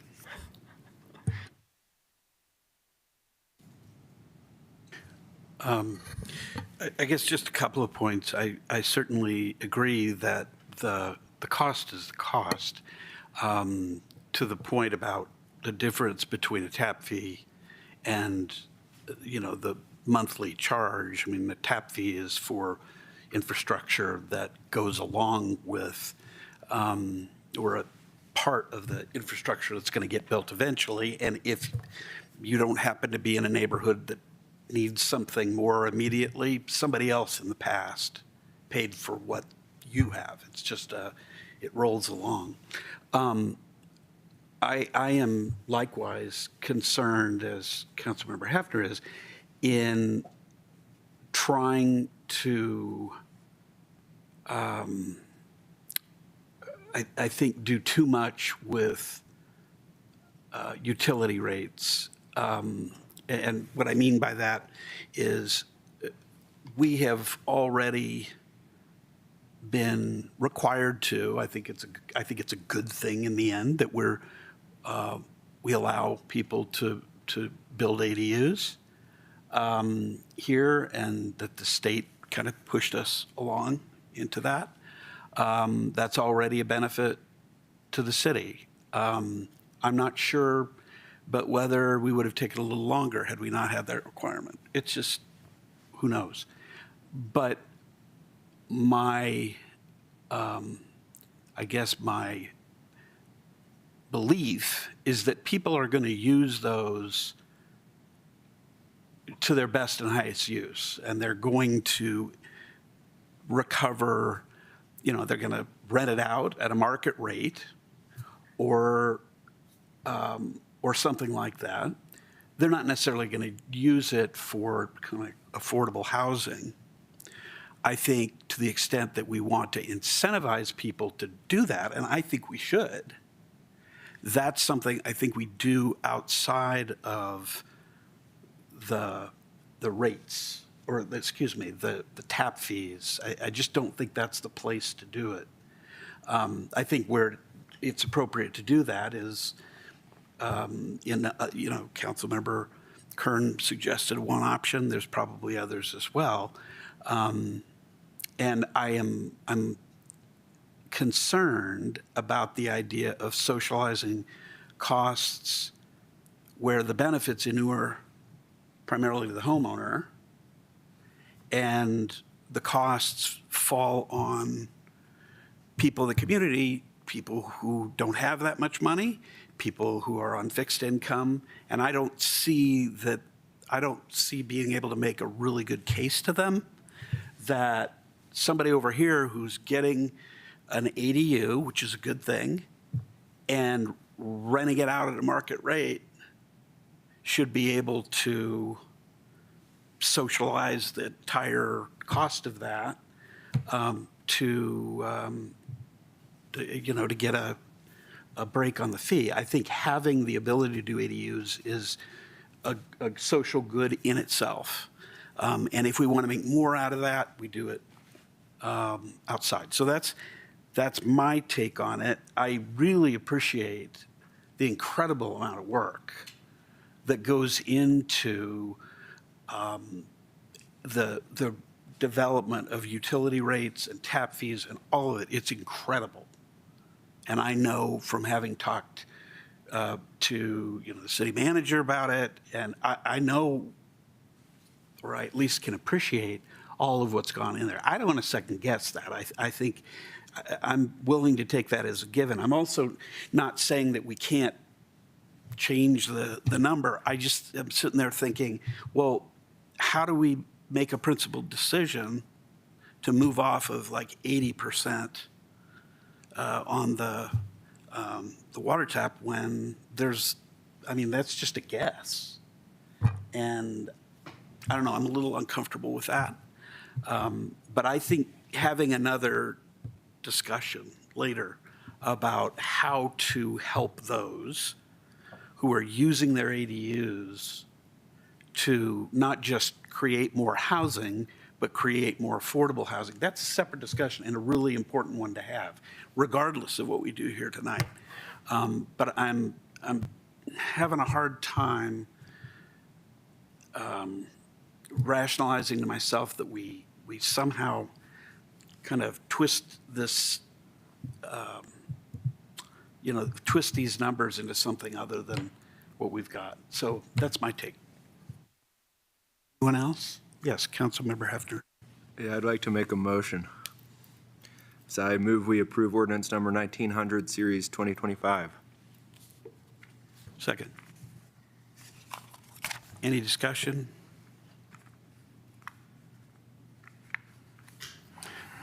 I would like to make a friendly amendment to the motion that the calculation be 0.5 rather than 0.8 to reduce the fee.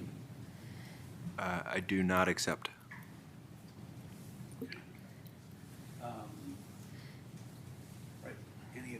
Any further discussion?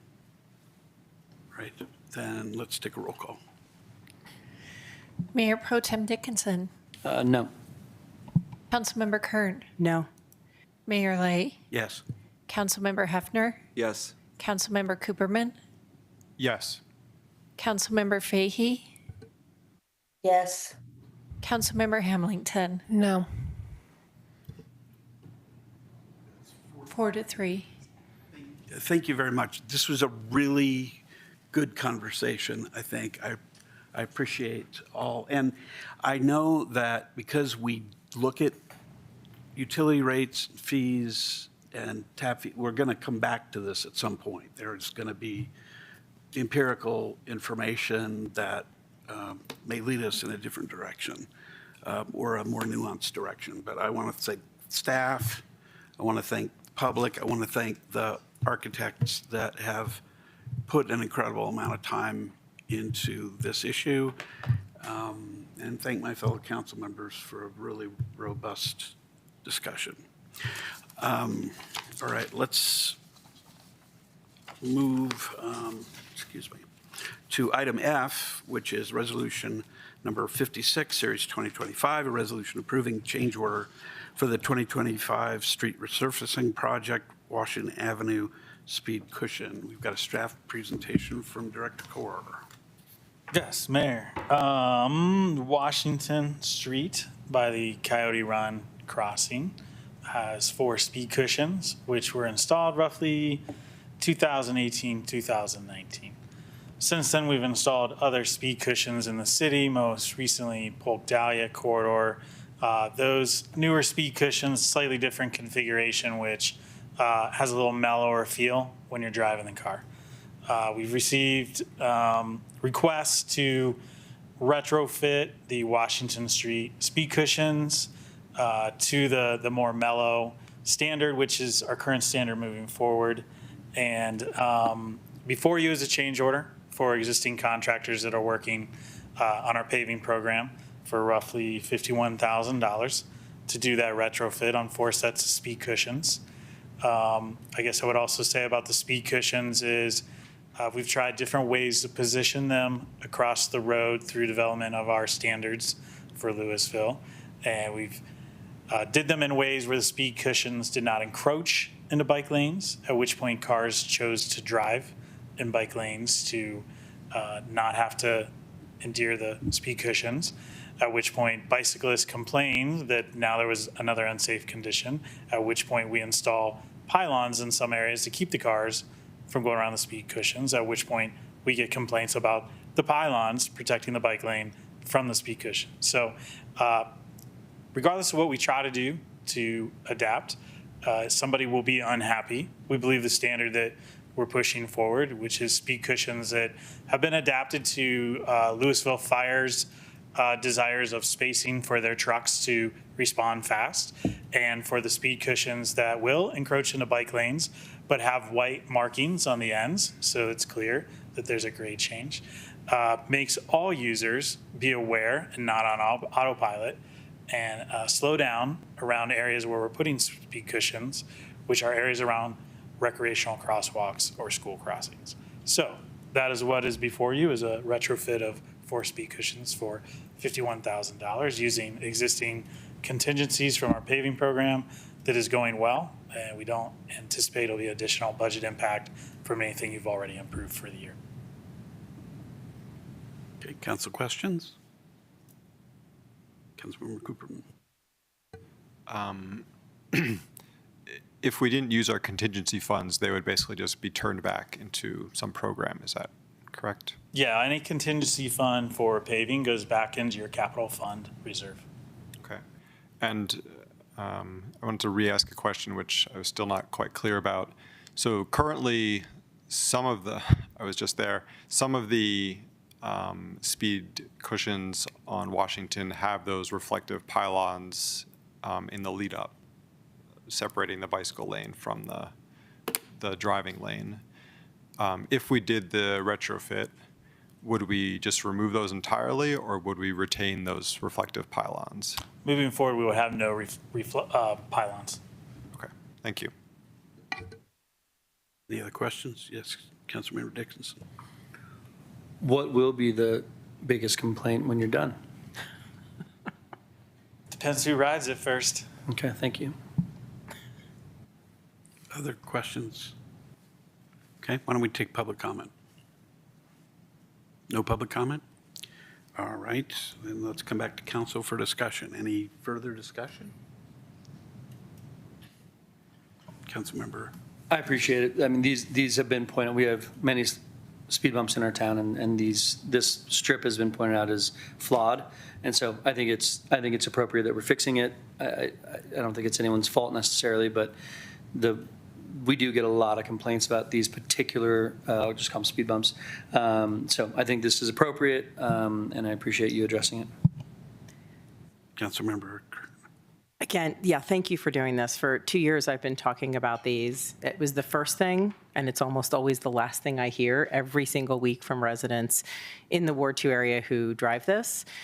We just got an email recently about the dangers of trucks that are hitting this, and they're so abrupt that it like knocks things out of their truck, what lands on the side of the road, and we have residents cleaning up and picking up. So I think this will be an improved change. I haven't heard of any of that happening on Polk and Dahlia yet, so that's really good.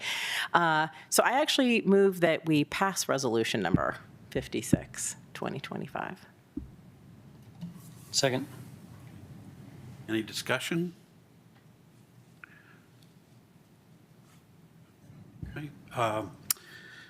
All in favor? Aye. Any opposed? Nay. Okay. Mayor, just want to take this moment for a PSA. The speed cushions are not designed to drive at 25 miles per hour.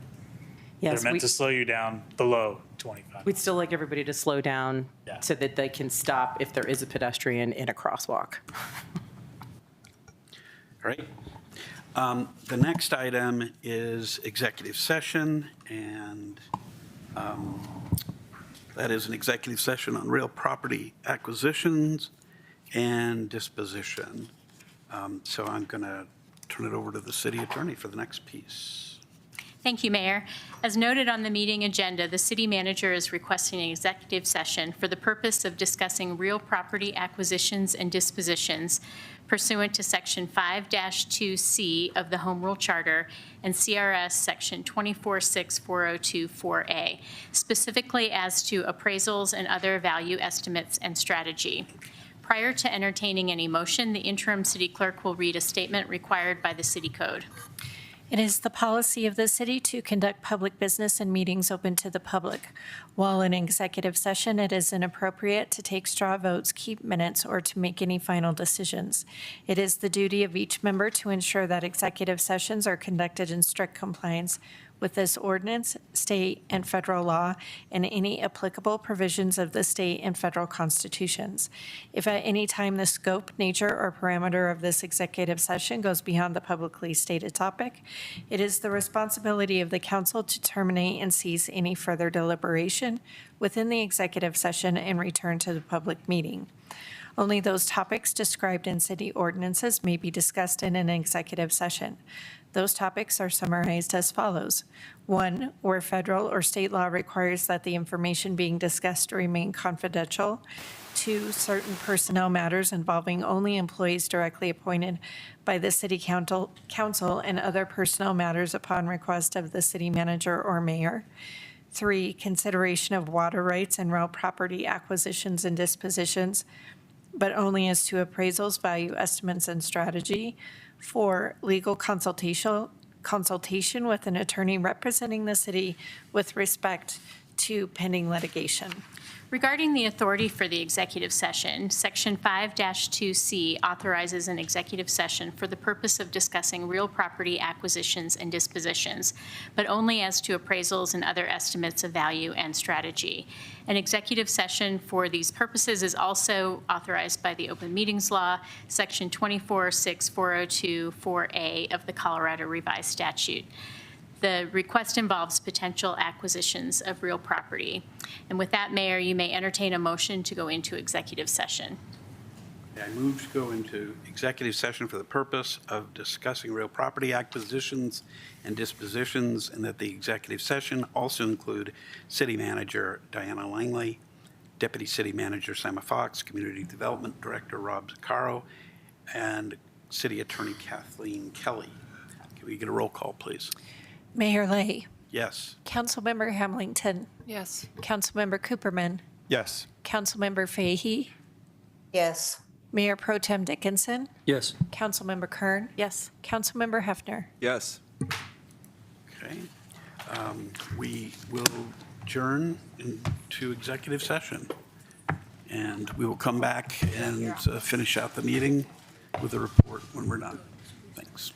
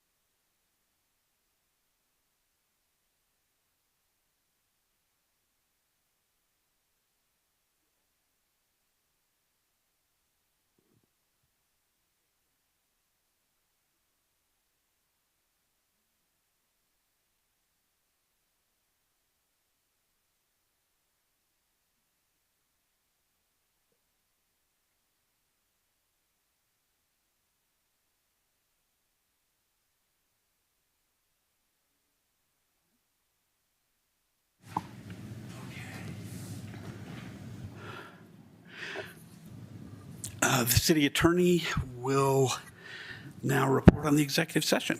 Yes, thank you, Mayor. Mayor and council, as noted on the meeting agenda, the executive session was for the purpose of discussing a potential real property acquisition, and the city council had such discussion. In follow-up to the executive session, the recommendation is that the council designate 2 members to attend meetings with the city manager and follow up on these potential real property acquisitions. Kathleen. I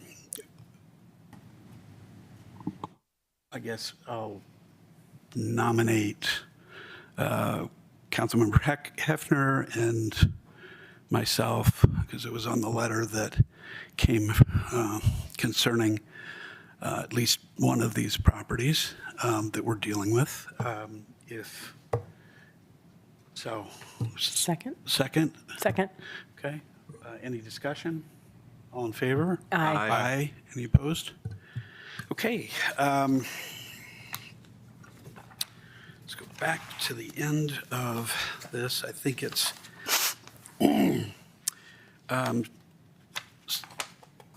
excuse me. City Attorney's report? I have no report this evening. Thank you. Anything to identify on future agenda items? Seeing none, can I get a motion? So moved. Second. It's a motion to adjourn. All in favor? Aye. Any opposed? Thank you.